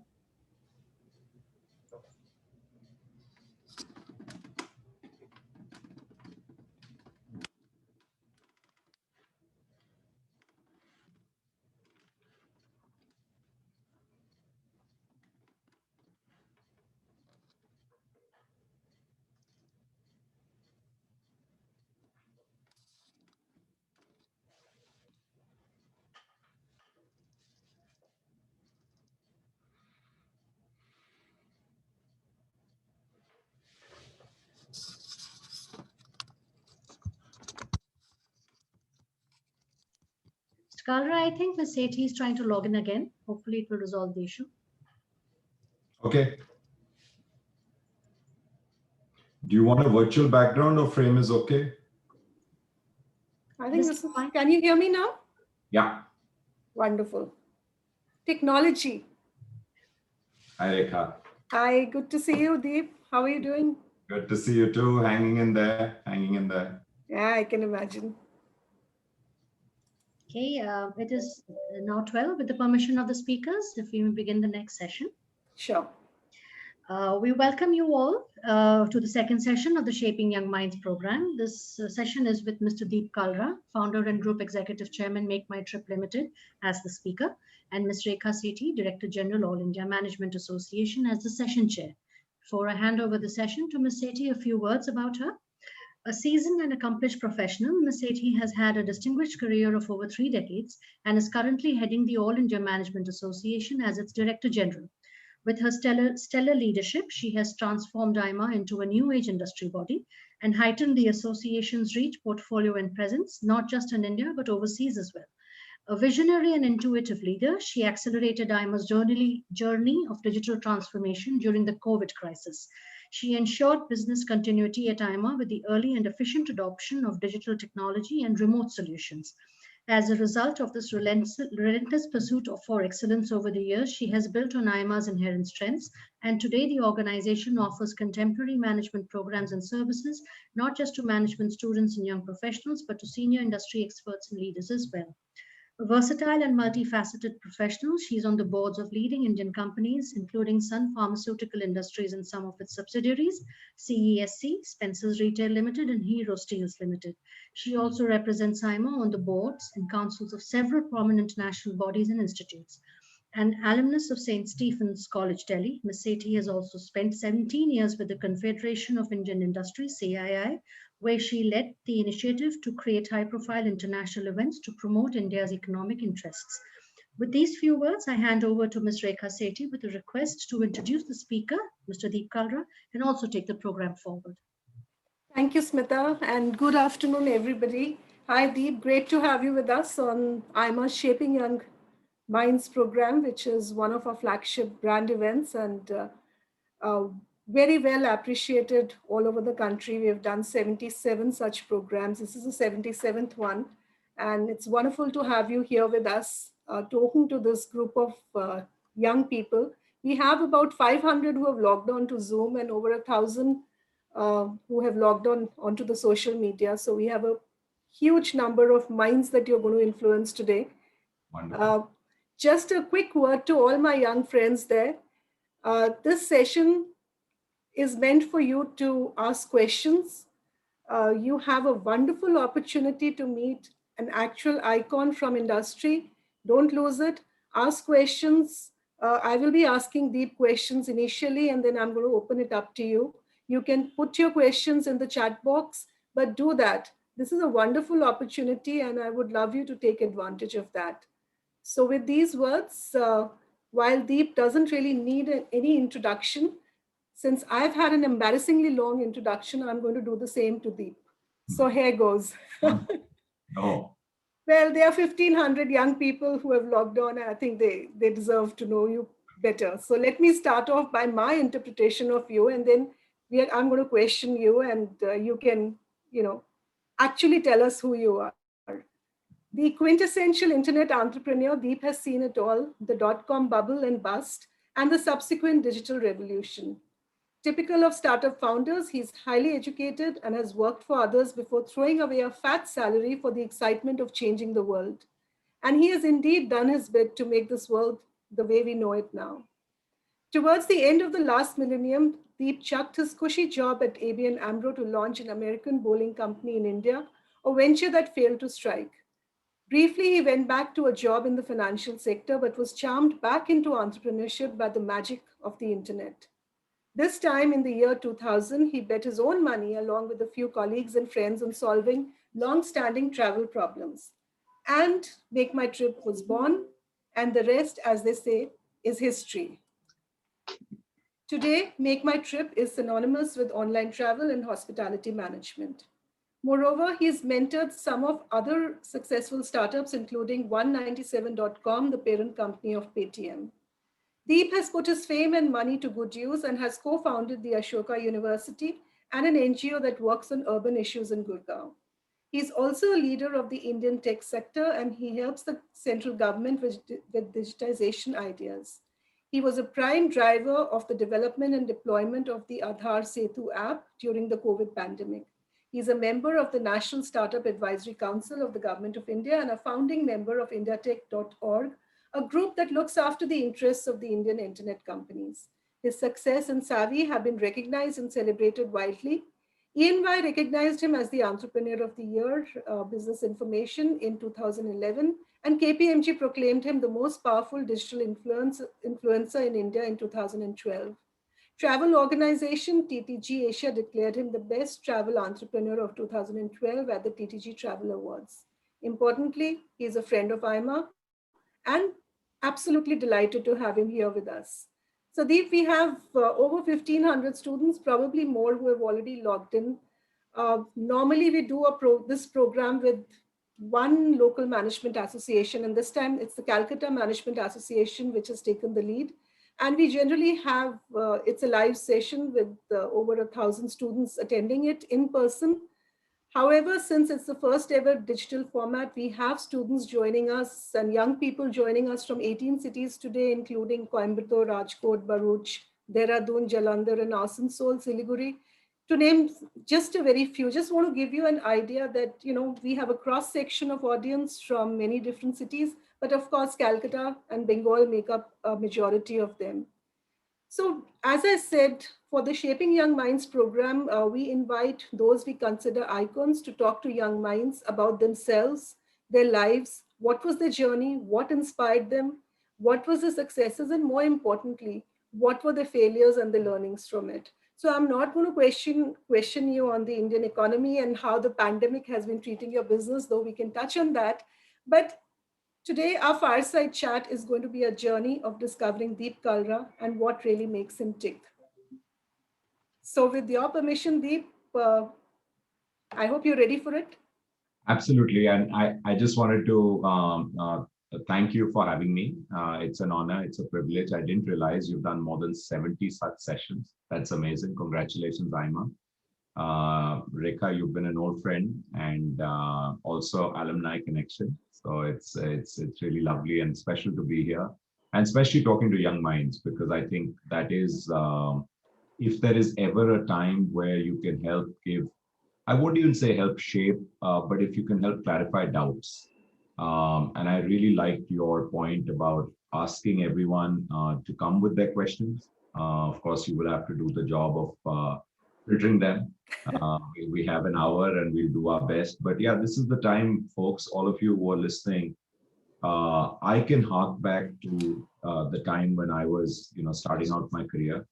Also, when I was starting out Make My Trip, and I can tell you that I always had tons of questions and doubts, and I found if you don't ask, you won't get an answer. And what's the worst that can happen? When you approach someone, and actually, if that question comes up, I will talk about it. How even to build my board in 2005, there were some pretty big names I wanted to get on the board. And I did have trepidation. I did have fear in asking. And then I realized if I don't ask, what will happen? And actually, most of them accepted. So, you've just got to be, I think, outgoing, but be very crisp and succinct with your question. And that's also a stage setting for today. Be very clear with your question. Most people can take out 5 to 10 minutes of their time, 15 minutes of their time. But if you want an hour for busy people, it becomes hard. So be very to the point, be very specific, and have different questions for different people. So with that, over to you, Rekha, to conduct the proceeding however you think is best for the audience. Thanks, Deep. So yes, we are old friends, old being the operative word, especially when you're in the midst of, 1,500 young people. But let's go back quite a bit. You know, everyone is looking forward to hearing your story from the very beginning. In fact, when you were their age. So tell us how it was growing up for you. Life was very different then for young people than it is now. I mean, I know because I'm part of your generation. Growing up was, I was telling telling the audience today that, this is a great time to live in because there's so much more that you can do today than you could do at that time. So let's start at the very beginning. Take us through a journey of your childhood, young life, school, college, MBA. What were your dreams and aspirations? How did you ultimately achieve them? Yeah, sure. So I might disagree slightly. I actually feel youngsters today have it tougher, and I try to see this generation through the eyes of my kids. So we have a 21-year-old and a 19-year-old. So I have some idea when you're in college how you're thinking. It's very different. I think it's more difficult now in some aspects because there's just so many choices. Ours was quite unidimensional, if I can say that. There were fewer choices to make. So the most important thing for anyone as you're building your career, as you're going through life, in fact, is the choices that you make. So we will all have different cards dealt to us. We will all have different balls thrown to us. It's how we decide to react and what we decide to pick up and do. So it's the choices which will be your most important decisions you'll make through life. The choices of, in class 10, 11, are you going to take sciences? Are you going to take commerce? What college are you going to get into? Fundamentally, how much importance are you going to accord to studies? It's your choice. We all know that. I mean, you can choose to say, okay, I'm done with 2 hours a day. And some people can say, I'm not done till I get to all the answers and I'm going to be curious and I'm going to go deeper. It's a choice you make. It's a choice you make about the colleges. Like I said, you're going to get into. Of course, sometimes you'd say I only got these colleges, but actually the choices that presented themselves were a result of many choices that you made many years ago. So that's my biggest learning. I had a very comfortable childhood. I went to a really good school in New Delhi. I grew up here. I was born in Hyderabad, grew up in New Delhi in a private sector background. And I went to St. Columbus School, a school I'm very proud of in New Delhi. It was really a top and leading school then. Now many other schools have come up. Fortunate enough to get the ICSE board and the ISC board. And why I say that is I think these boards really had a very good curriculum. And we were the first batch. I passed out in school in 1987. We were the first batch to have computer science as a board subject. And I have to thank our headmaster, Brother D'Souza, who was, iconic, very well known, and really did a good job. He's quite unwell now, but he actually taught us computers in class 9 and 10 and 11 and 12, and then ensured that it would be a board subject. So it was fantastic. I learned programming way back then. And then I went to the same college that Rekha went to. I went to St. Stephen's College. I did eco, but I have to share with all of you, I don't have too many regrets, but one of my regrets is not doing engineering. So I didn't get into the IITs. I took the JE, probably didn't study enough, but that's a choice I made. And maybe I didn't, I gave more time to my boards or to sports or to extracurriculars. I just didn't study enough for the JE. And I realized only when I took the exam how difficult it is. On the back of the board results, I was given admission in two very good engineering colleges, BITS Pilani and Delhi College of Engineering, which became DIT. And I, for whatever reason, at that point of time, I chose economics in St. Stephen's. That was a lot of fun, but I wish I'd actually done my engineering. I think it might have helped me more today. Anyway, I was very focused at that point of time. Yes, I was a good student till school, okay in college, and I was very focused to get into a good MBA. So I took my CAT and I got into the IIMs, and obviously it's hard to say no to IIM Ahmedabad. And I'm glad I went there. For me, that experience of 2 years was transformational. It was transformational for two reasons. One was the quality of peers that you interacted with. We all thought we are cat sisters getting into that college. It was the most humbling experience to get into IIM. And it was the most humbling experience because you had toppers not from all over the country. You had all the IIT toppers. Actually, a lot of our batch was engineers. 70% of our batch was engineers, of which 70% were from IITs. So 50% were from IITs. And IIT I use as a as a euphemism for really bright guys. They were all types. And it was no surprise that when the honor list of the top 10, we used to be called ISCOLs, industrial scholars, of them 80 or 90% were engineers. So even in courses like accounts and in economics, which they had never studied, they would end up topping because A, they were fundamentally brilliant, and B, they were ready to work very hard. So it was a humbling experience. You realize your place in the world. You also realize a lot of these super brilliant guys, and many of them are very good friends today, are very modest and there was no, sense of pride or swagger because they were so brilliant. They wore it very lightly. And they were involved in many extracurriculars. So that term, of course, there were some geeks and some nerds, but by and large, a lot of people were all-rounders. They were involved in whatever they like, many sports, many quizzes, all kinds of stuff. And today we have a lot of fun thanks to WhatsApp. We have specialist groups in the batch, not just for a general group, but there's a sports group, there's a quizzing group, there's a nature group, there's a health group, all from that batch. And it just shows how multi-talented folks are. So for me, it was an eye-opener. Also, I'd been in Delhi all my life. It was an eye-opener because I met people from all different walks of life and different parts of the country. It was brilliant. And we stayed in a hostel. So really, those were two of my best years of my life. And thirdly was the quality of the education. Incredible profs, very well-selected curriculum. So I think it was very transformational for me. I didn't harbor hopes of doing my own thing with them. Even at that point of time, in fact, I didn't take the only entrepreneurship course that was offered. I chose to specialize in marketing and finance. I did my summer training with Citibank. It was quite fashionable to get into a multinational bank or a top marketing company. I joined ABN AMRO. I worked with them for 3 years. It was a Dutch bank, 92 to 95. Enjoyed ABN AMRO, didn't enjoy banking. It was corporate banking. It was a little slow and dull for me those days. By the way, in 92 was just the beginning, folks, of liberalized India. So 91 is when liberalized India. Manmohan Singh as finance minister, Rajiv Gandhi as prime minister, their vision of opening up India. So India was really opening up. So there were a lot of exciting jobs. I think I took a call closer to, in about 2.5 years in ABN AMRO that I want to do something more in the marketing field, more exciting. And that's when what Rekha mentioned, I actually worked for this American company called AIMA Bowling. Again, I had a couple of interesting offers, marketing offers, but I chose something quite different. It was challenging. It was very entrepreneurial. So I worked for this company. I was their first employee in the country. And then I had to set up their operations here.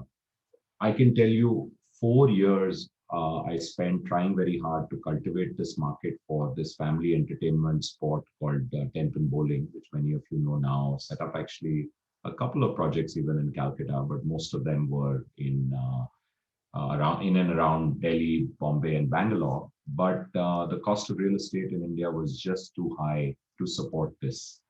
Pool tables, etc. All of that we were doing. It was very interesting. I learned all my street smarts in those 4 years. I tried very hard to make it happen.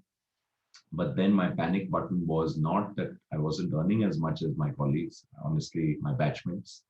That didn't really bother me ever. Thankfully, what bothered me was the learning had plateaued. The learning had plateaued because my boss sat in Richmond, Virginia in the US. And my colleagues were, really learning, being challenged. Those in consulting were doing exciting stuff. Those in marketing were being posted all over the country, launching new products. Those in advertising were doing exciting stuff. Those in banking also, they were just exploding. This was our late 20s for us. And your learning curve is that steep at that point of time. If you're not learning, then there's a panic. So I thought I should join a company. I was still thinking of a corporate job. I thought I should join a company where I learn a lot. And I got a very interesting proposition to join GE Capital in India as Vice President for Business Development for their retail products, for their consumer products. It was called GE Countrywide then. It's called GE Money now.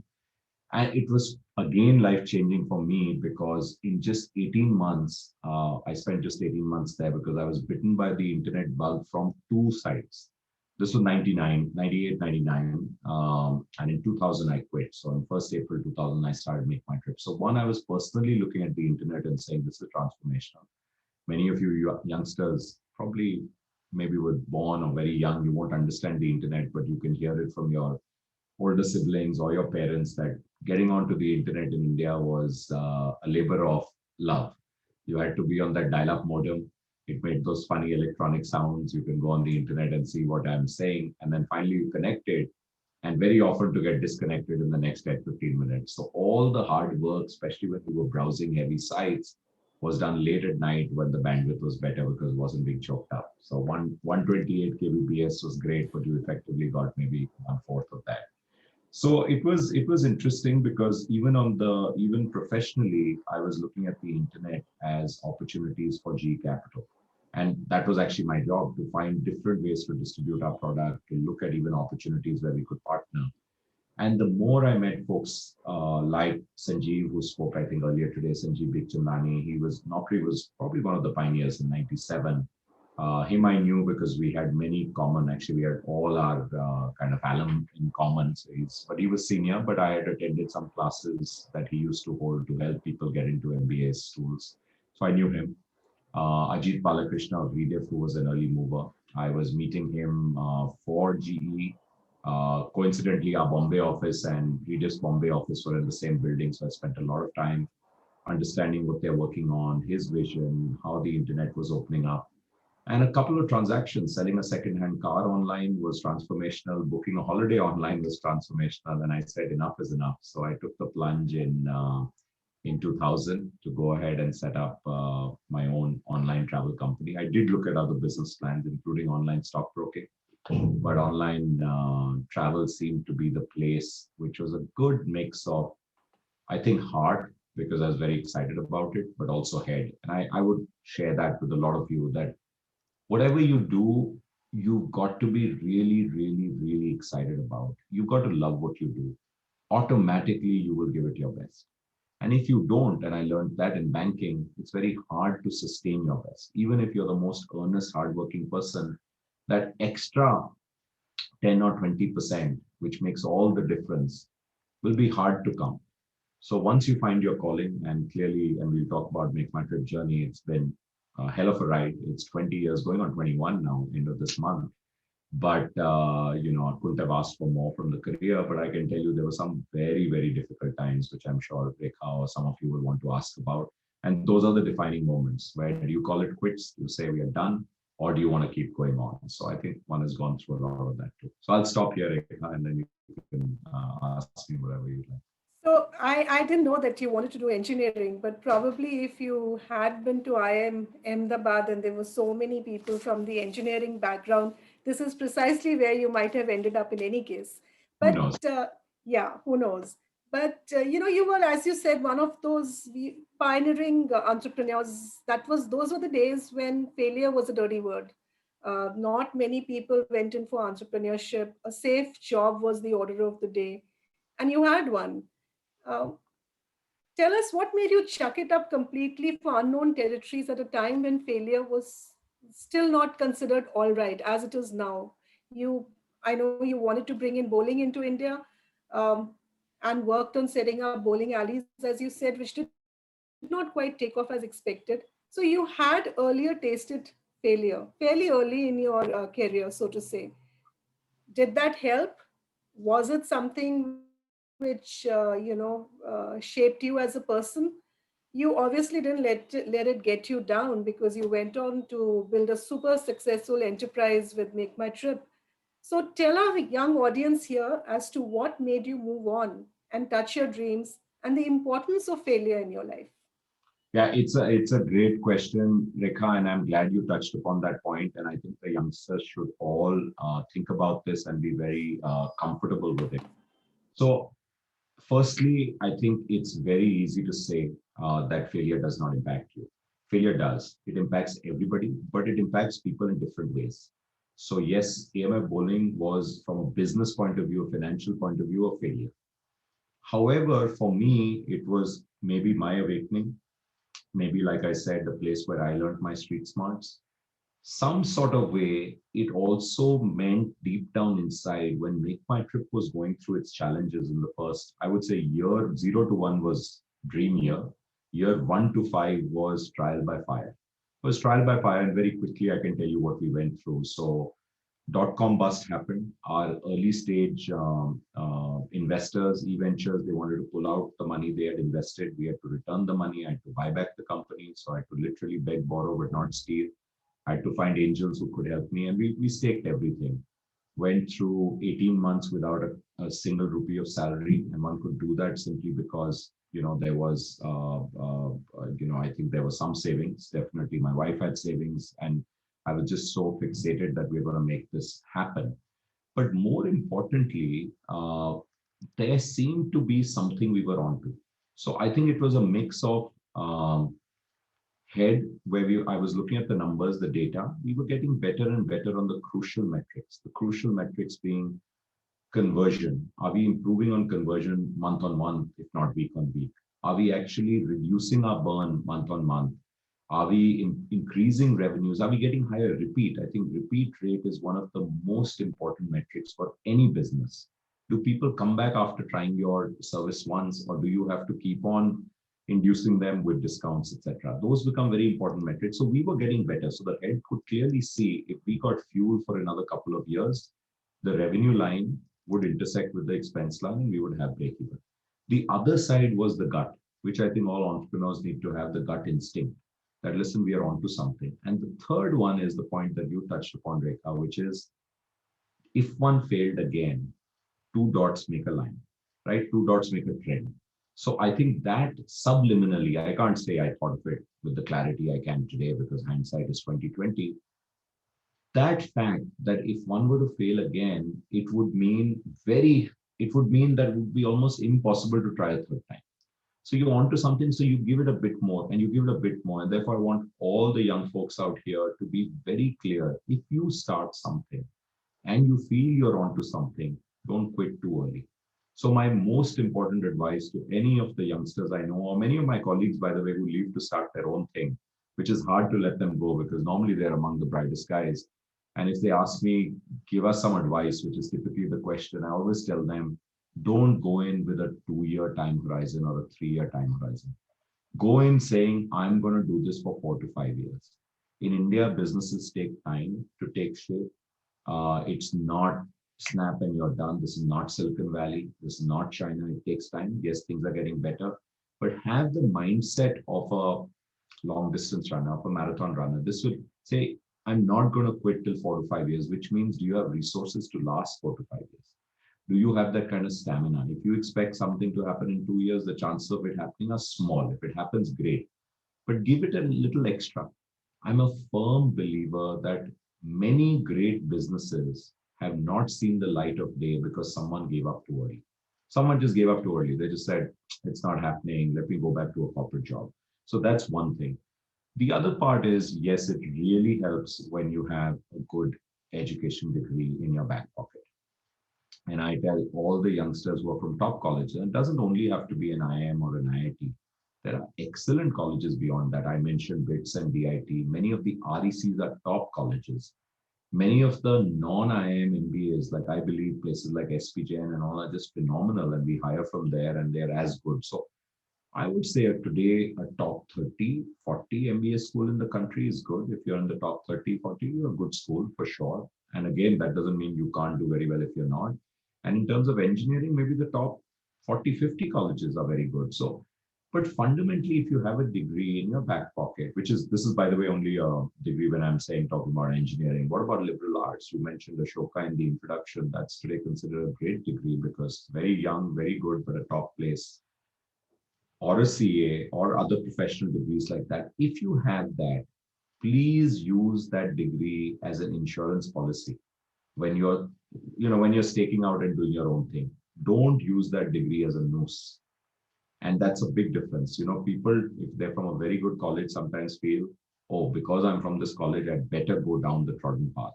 Nothing wrong with that. But if you want to be an entrepreneur, it is not the trodden path. It is the tougher path for sure. It will have great returns if you do well. But don't always be afraid and use conform. You don't have to always conform. Entrepreneurs never conform. If you conformed as an entrepreneur, then you're never going to do well. Because by definition, you are doing something which is non-conformist. By definition, you're doing something, you're taking the road less traveled, as simple as that. So I would say, please use this degree as your insurance policy. And when you're young, India is still booming. COVID will be done. Hopefully in the next quarter or two, we'll see the worst of it behind us. Things will start opening up. In fact, the economy has come back. We almost had a flat quarter in terms of growth. This year, we could grow even 8%. So things in India, there are no dearth of opportunities. If you're bright and hardworking, eventually you'll do well. So have that confidence. So I think that failure at the back of the mind, Rekha played a very big role, could not afford to fail again. And that gave the fuel or the stamina and the resolve to keep persevering through those very tough 4 years where we were bootstrapped, we had no money, we were living hand to mouth, month to month. And I'm glad one did, because that also gave you the resolve and the conviction that you can make it happen. And I have to call out the value of the team. So that's really important for all of you who are thinking of doing your own thing. I say it often, and it's really true. I was foolish enough to start alone. I was naive and foolish. I said, I can build this alone. I never even thought of a partner. I was just so convinced that maybe I had the confidence. Then I was lucky enough to have three great individuals who joined me. And during the downturn, who wanted to support me, both financially and with cuts in their own salary. And they said, we don't want to quit. We want to be together. And if I can say I was smart enough to hold on to these guys, to make them co-founders in the right spirit. So I actually made 3 co-founders in the journey. 2 have retired, but they're still, hold on to stock. They're still friends of the firm. And one of them is actually the group CEO, Rajesh, who Rekha is one of those guys who had the conviction at that point to support the company. And the other 2, Keyur and Sachin, have been great supporters. So if I was to do it all over again, I think I would take 2 as the magic number for me. Not 1, not 3, not 4 for sure. I think 2 is the right number, where you go with someone with complementary skills. Yes, some people say you should not have equal partnerships. It should be very clear who's the senior partner, perhaps. I don't know. Maybe it could be equal partnerships. I have no problem with that. And you have complementary skills. So 1 is alone, 1 is lonely. 2 is a great sounding board. And choose your partner not only for complementary skills, but please make sure that you have common values. That's really important, a common set of values, because you will come on many decision points where your values will get tested. And at that point of time, you'll get to know. And this is values about fundamentally, what does success mean to you? If one person says success means to be becoming a unicorn, and the other person says, no, success means to be building a wonderful service where people love it, or building a great product where there's a lot of brand love, then your value system is slightly different. So money should mean the same thing. Success should mean broadly the same thing. And that, I think, can help create a really good company. Rekha, you're on mute. So some very key points you've made, and I think the young people who have joined us today should take those away with them.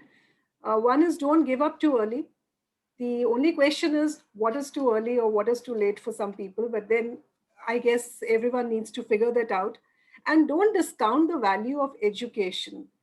A lot of people these days feel, or young people feel, that they really don't need the education, because entrepreneurship is perhaps the flavor of the day, so to say. So it's good to hear from you that there is still a lot of value for good education, and that's actually your backstop, and one shouldn't give that away. Not confirm, do your own thing, absolutely. Very interesting when you say that have another co-founder, have someone join you on your journey, because there are lots of times that you feel that it's better to do it alone, because you're not sure whether you're going to, your values will match, as you said, or whether whether success means the same thing to both of you. So how do you ensure that? I mean, you don't really know a person before you so-called, tie up with them. Yeah, no, you do. And by the way, Rekha, you're absolutely right. People feel that the education, I'm not saying it's a must. Some of the brightest and top entrepreneurs in the world were college dropouts. But let's not forget, those guys really, really did something very special in life. Yeah. So, I mean, they were unique individuals. It's very easy to say, to look at Steve Jobs and to look at, Mark wasn't a dropout. I think he had a top education. But it's easy to look at a few names and say, oh, they were this, but they were very, very different stuff, right? So let's be very clear. Let's not be delusional. That degree can only help you. The other place that degree really helps, by the way, the education really helps, is when you build up the company, when you scale up. When you scale up, it's very important that you actually get when you're attracting people and high quality people to come in, it helps. Also, when you scale up, then you fall back on two kinds of education. And I want to point that out, and that's the value of work experience. So you fall back on some things that you've learned, even if later in life, if not in college. The other thing that you fall back on is what you learned by osmosis. So I'm a big believer that your maximum learning is by osmosis. And those of you who studied your bio or remember it, osmosis, you will understand, is again used as a metaphor when you're in the same room.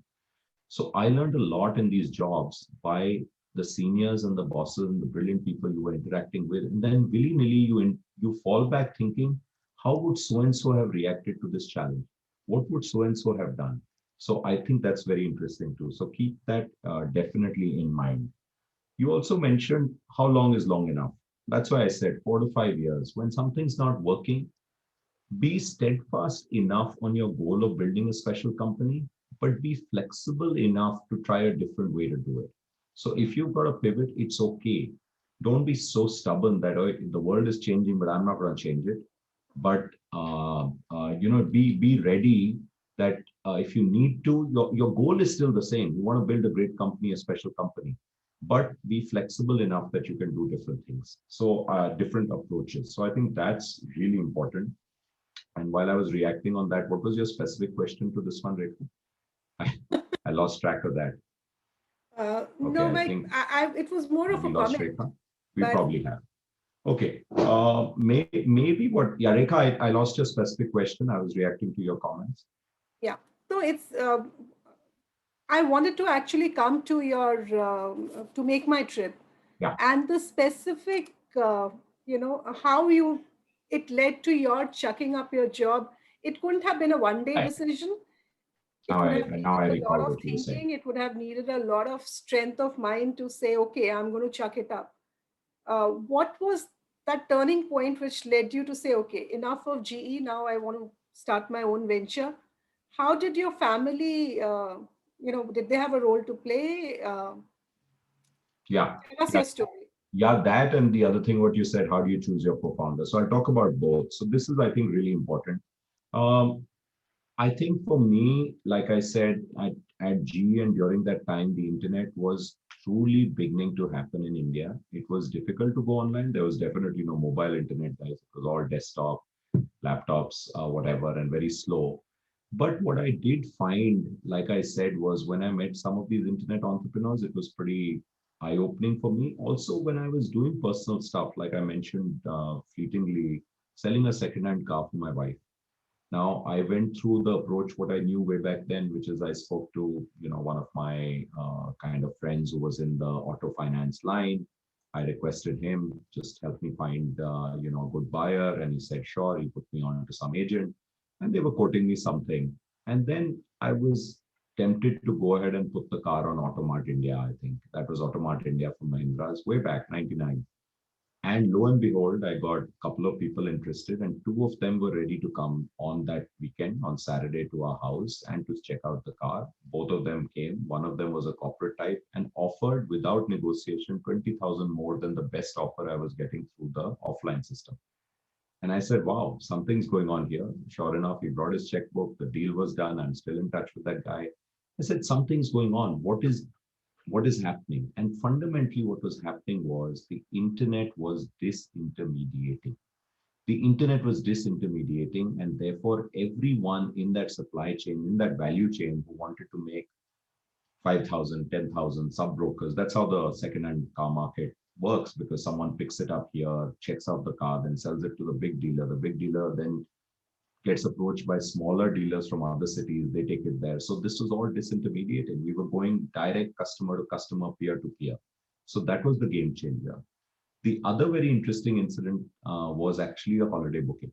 So I remember we were traveling to Phuket in July 99, me and my wife, and we spoke to our offline travel agent, as we always did, called him. The air tickets got done very quickly because there were very few flights that time. We were booked on Thai. We knew what we wanted to do, and that was it. There weren't too many choices. We booked. But the hotel kept going back and forth. And he would show options which we didn't like or which were too expensive. He even said, come to my office, sit with me, etc. I think we even did that. I was a pretty complex kind of smooth thing. There was a lot of friction. So I went online because I was already quite online for many things. And with some trepidation, I must say, I dropped my credit card finally on a site called asiarooms.com, Asia Hotel Rooms or asiarooms.com. I don't think they exist now. And the same hotel that he quoted was $15 a night cheaper. Over 6 nights, that was $90. It was a lot of money back then. We were on a very modest kind of budget. And we went, and I was scared that will the hotel live up to the pictures, the images, etc., or have they fooled us? Thankfully, it was more or less the same. There were no rude surprises, and it all worked out well, and we saved money. I think all of this pretty much just convinced me that, listen, the internet is not only here to stay, it's a game changer. Also, the time is now to build something on it. I could have waited. By the way, GE job was great. Like Rekha said, it's an excellent place to work, brilliant minds all around you. Pay was very good. And I'd also convinced that time the boss, who's become a friend now over time, Pramod Bhasin, that we should build a GE India online business. And he even sanctioned $1 million to build geindia.com. But after a few months of seeing that, I was convinced that if you want to build a new business, particularly on the internet, it's got to be the only thing you do.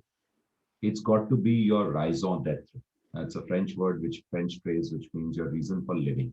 It cannot be your Friday project or your Saturday project. It's got to be the main thing. And I think I basically was excited enough to take this plunge. Yes, I got a lot of support. I must say the family, wife, parents, they said, listen, if you're convinced, we will back you. They believed in my kind of judgment. And I went ahead and took that plunge. It was not that crazy then because, again, don't forget. So I was 30. I was definitely in my back pocket, had some nice degrees. And more than that, uh, I had really spent a lot of time developing a business plan about this. So I firstly attacked businesses which were done on the phone, therefore online travel and online stockbroking. You never saw your broker, you never saw your travel agent. That was the reality. You probably met them once a year or twice a year on Diwali or something like that. Most of the time, what were you doing? Most of the time, you were basically talking to them on the phone, placing your orders when it was the, let's say, the stock market, maybe spoke every day. And to your travel agent, you spoke when you needed. I felt these businesses would move online first. Yes, India was very new to the internet. First 5 years, we really struggled with the Indian market, but the non-resident Indian market in the US kept us going.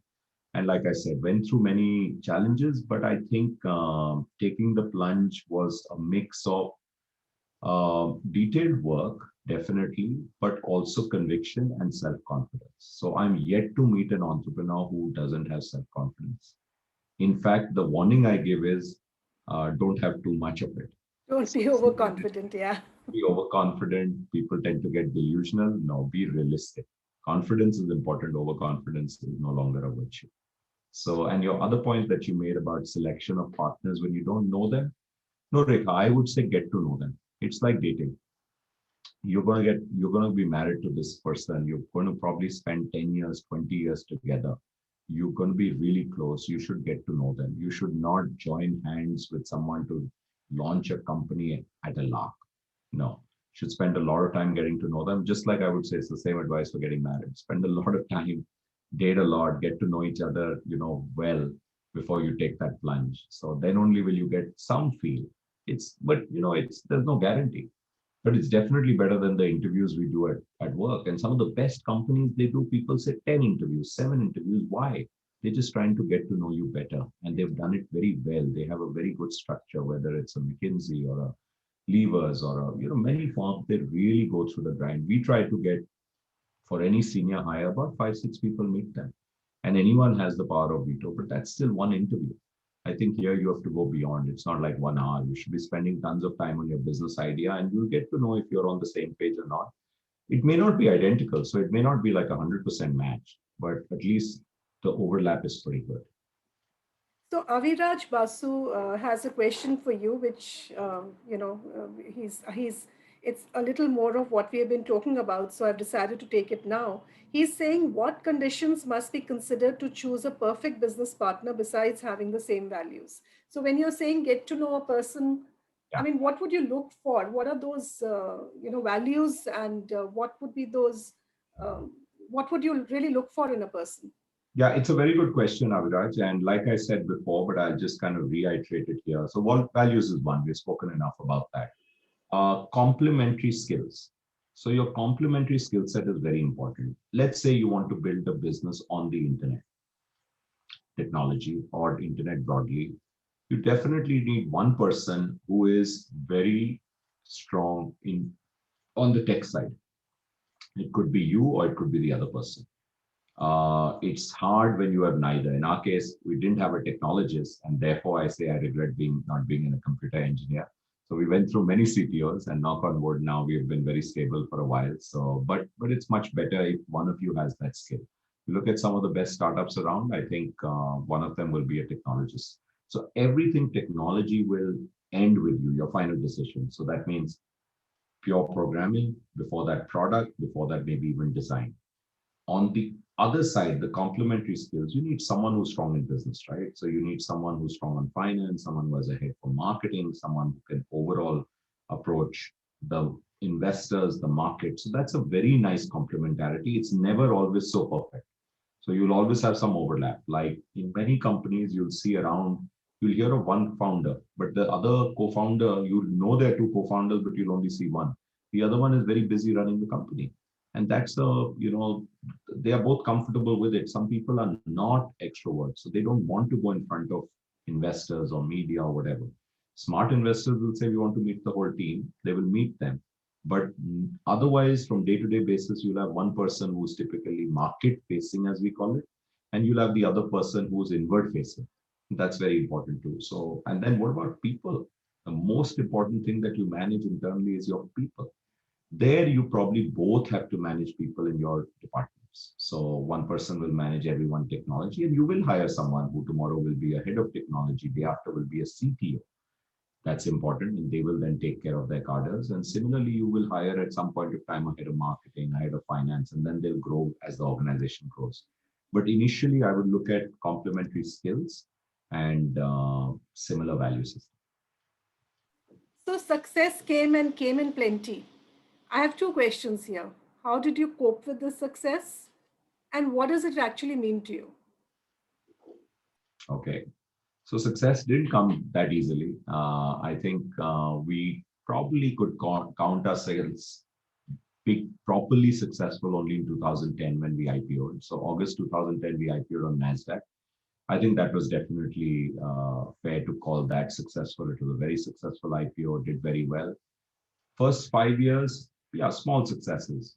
Site launched quite fast, team built, did well, getting traction. But like I said, 2001, 2005, no success, just survival. 2005, we managed to get our first proper round of institutional finance, $9 million from Sethi partners.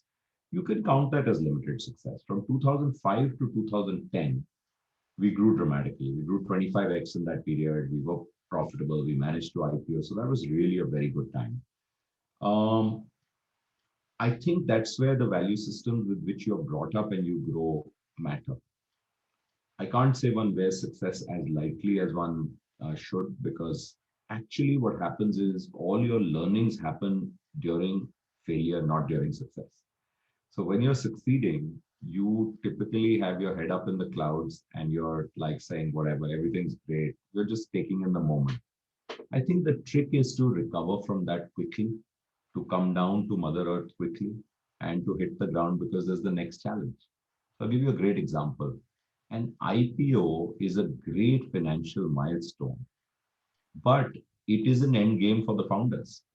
It's great for investors. They get a chance to exit and they can, do very well through that.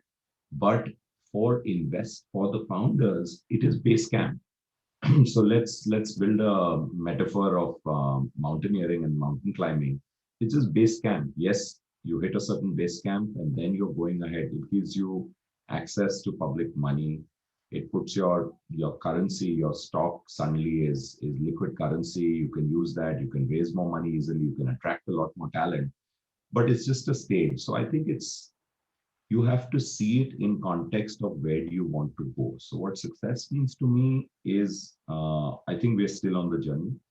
I'd love for the company and the brand to stand for something where every customer is a brand ambassador. Everyone who deals with the brand is at the minimum satisfied, but hopefully very happy and delighted, and therefore is happy to recommend the brand to others. And I think there are certain brands who enjoy that today. So if you think of a brand like Apple, I think that's the kind of brand love it enjoys today. Or you think of a brand like Nike, or you think of some of these brands, they enjoy that brand love. That's where we have to go. And that for me would be true success. But yeah, it's very important to get stepping stones on the way to that success. So Deep, you faced an unprecedented situation when the COVID pandemic hit us all. I think it hurt the travel and tourism industry the most. I remember watching one of your interviews where you had half jokingly said that it wasn't an earnings call for MMT, but that it was a no earnings call for that quarter. I mean, that really stuck with me. So how did you and your staff face this challenge? Because there must have been times where when you saw profits, your revenue coming down to what, 90 something percent, by 90 something percent. How did you manage to keep up the morale of your people in those very difficult times? And did you need to lay off staff? Because that's probably the most challenging thing an entrepreneur can ever face.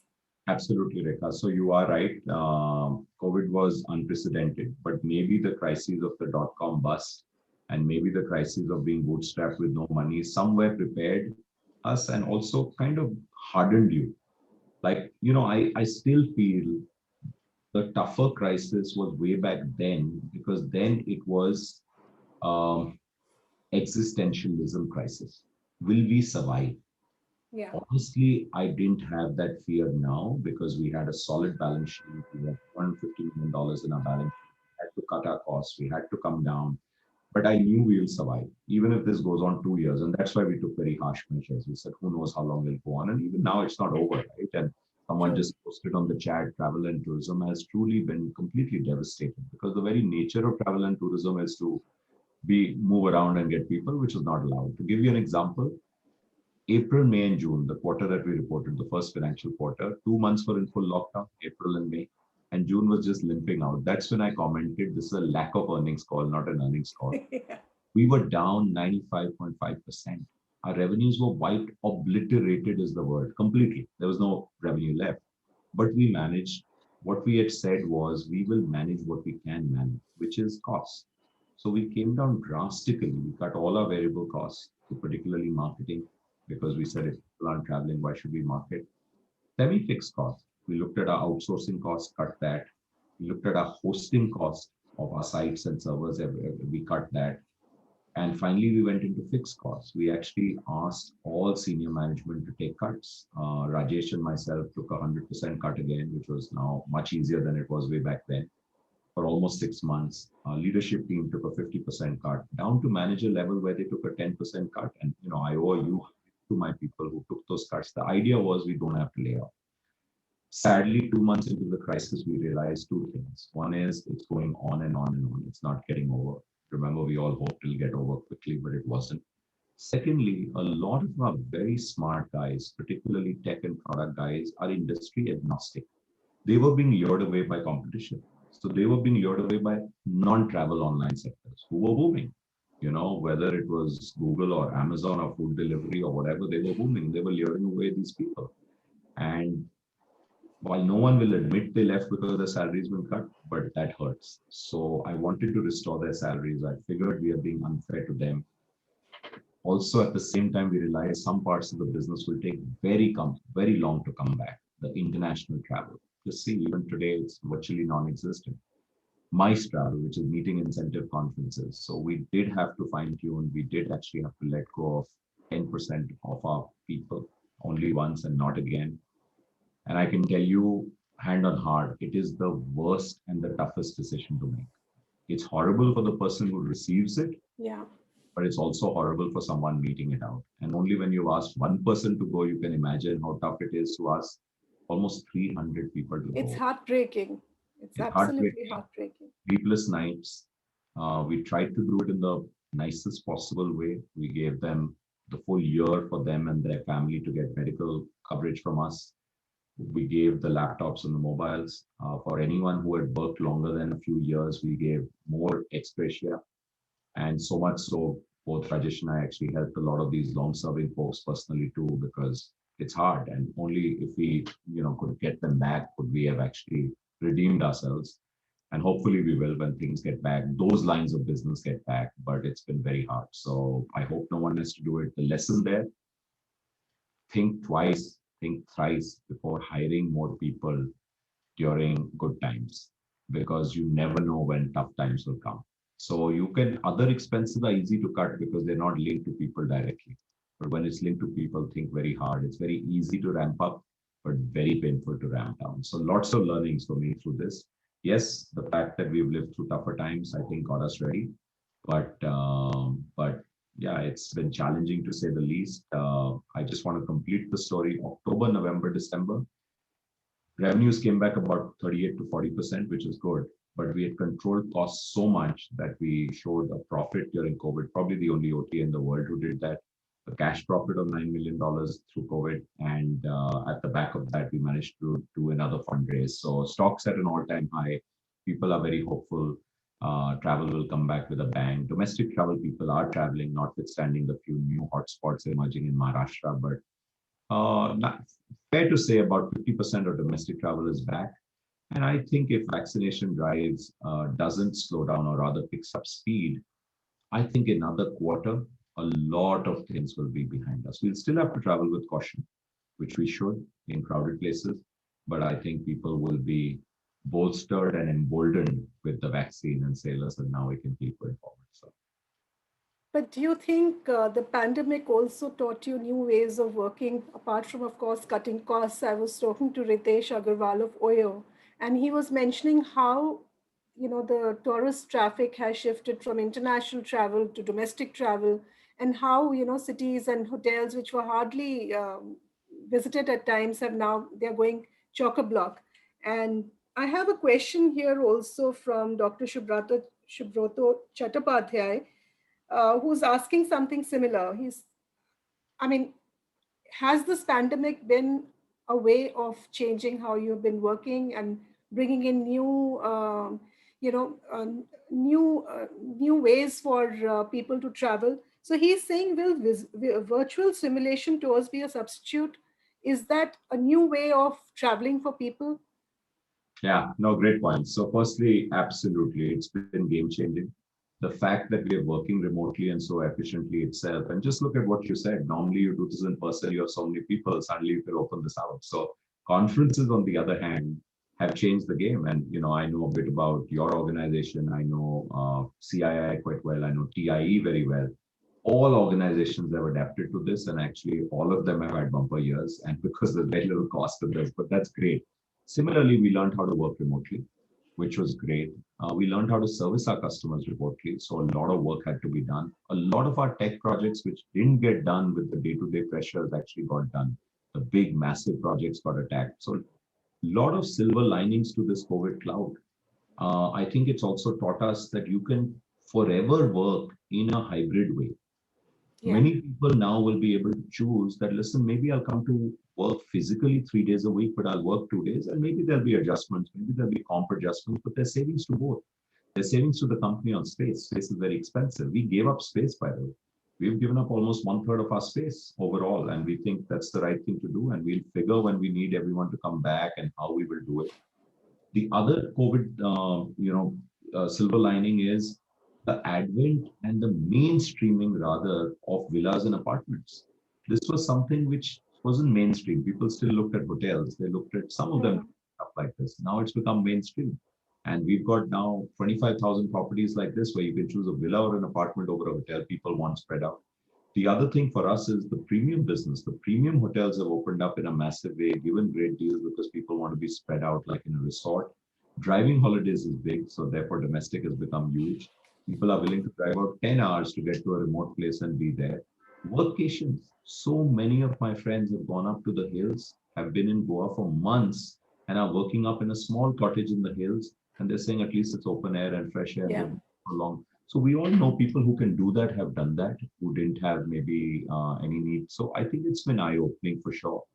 And that's, I think, going to be the norm going forward. I think there's always going to be changes and we need to be fleet-footed and adapt. So adaptability has become an even more important skill set than it ever was. And people who have adapted to this are the ones you see positive even today, even if they're working from home. And people who haven't are the ones who are grumbling and mumbling. So the reality is, our fundraise. So we raised $230 million sitting at home, literally, as they say, with a shirt and a jacket on top and track pants below, and working on the clock. And look at the money we raised. Look at the money we saved. We didn't travel to 5 different cities. The first call was with Hong Kong. Then we moved westwards till the last call, middle of the night, was with SFO. So in 16 hours, we had met all our investors. And so there's a lot of lessons learned. And I think the goodness of this should be retained. Deep, we have completely run out of time, but I will ask this one last question, which is, I think, which all of us really would like an answer to. How do you achieve the very elusive work-life balance, and how do you manage the stress which comes from running a large business? And then my last question, what next for Deep Kalra, the person, and Deep Kalra, the entrepreneur? Okay.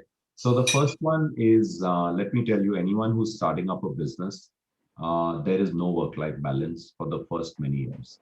So be very clear about it. For first 5 years, like I said, there's no work-life balance. If you want to build something special, please be ready for a slog. I kid you not that for the first 4 years, when I say there was never a Saturday and most people took half Sunday off. So 6.5 days was the norm. People worked really hard. Almost my entire team had a toothbrush in office because they never knew when they'll be staying back in office. sleeping on the desk, under the desk, on the chair, whatever. So that was the norm. If you want to build something special, be ready for very, very, very long and hard days. It should be a labor of love, so it'll come automatically. If you think you can do it without that, no. Don't have the glamour picture when you get into entrepreneurship. Have the real deal. It is tough. Work life comes later, balance comes later, which is okay. I think I definitely learned that, and we have put that into play as you. I think as you grow up, as you mature, also as the company becomes more secure, you hire people, you can now delegate more, etc. So definitely one can do that. But I think as an entrepreneur, you should always be ready at any point of time to drop anything for work. There are no sacrosanct hours, and in many jobs too. I mean, in your job, Rekha, I know you're working around the clock at times. There are no sacrosanct hours. Maybe there's even more ownership. So let me put it very bluntly: the buck stops at you, right? True. So buck will stop at you as the founder when things are falling apart, etc. They will stop at you. Build a great team to whom you can give the credit when things are going down, and that can help in work-life balance. Be ready to genuinely delegate.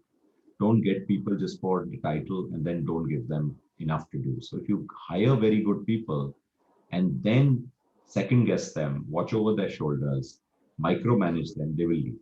So if you hire very good people, hire them as mini entrepreneurs and give them the latitude to spread their wings and grow. Toughest thing to do. Yeah. Let go. To some, it comes naturally. And Yeah. I again thank my, I think, background, training, as well as work experience for that. Many people, it doesn't come naturally because they believe they're the best to do everything. That's a challenge. If you want to do that, then you'll never have work-life balance and be ready. Absolutely. Yeah, so Absolutely. be ready with that. Right now, I think there's a task still unfinished here, Rekha. Like I said, my definition of success for the company, we are still on the journey. So I'm still having fun, enjoying it. So I'm not really looking beyond, but yes, on the not-for-profit side, a lot of passion projects. So getting involved with whether there's an Ashoka, there's I Am Good Now. We have recently launched endowment fund for I Am Ahmedabad, my alma mater. So yeah, there's lots of interesting things going on, and that definitely helps. So I think if you can split up your time, maybe take out 5-10% time for your passion projects, that helps you.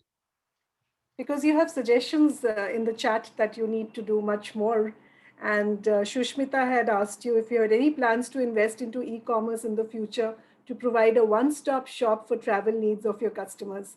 But Yeah. No, I think there's a lot of angel investing also going on. I find it hard to look at companies one-on-one. So I go typically through funds, but I've found some very good startups where I have invested and I do try to help them from time to time. So that's part of it. But I think if you're still full-time with a job, it's very hard to balance that with investing. true. Well, I've actually broken my own rule of staying completely on time by being almost 5 minutes over time. But Deep, that was a fascinating journey through many years. As you said, I've known you for a long time. I still have at least half my questions which are unanswered. So we'll have to have you back again. But I think the young people have probably, got a lot from your journey, which will help them going forward. And it is chance encounters like the one with you today, which many of them are having, which has the potential of actually changing a lot of young lives and channeling them in the right direction. So thanks so much for being with us. It's been an absolute pleasure. Thank you very much, Rekha. I really enjoyed it. And my very best to everyone who logged in. Wish you all the best. Thank you so much. Bye. Thanks a lot. Bye, everybody. Thank you, Rekha, ma'am. over to you. Yeah. Yes, ma'am. Thank you, ma'am. Thank you, sir. Ladies and gentlemen, with this, we come to the end of the program today. On behalf of everybody, we thank our eminent speakers of both sessions. Special thanks once again to our sponsors for today's event: CESC Limited as principal sponsor, Tanishq as co-sponsor, The Telegraph as associate sponsor, EIILM as academic partner, 91.9 Friends FM as radio partner. We also thank all of you for giving us your time today. A certificate of participation can be downloaded by the participants from the link being displayed right now in the chat box. Thank you all, and we look forward to having you once again. Thank you, ma'am. Thank you, Mr. Datta.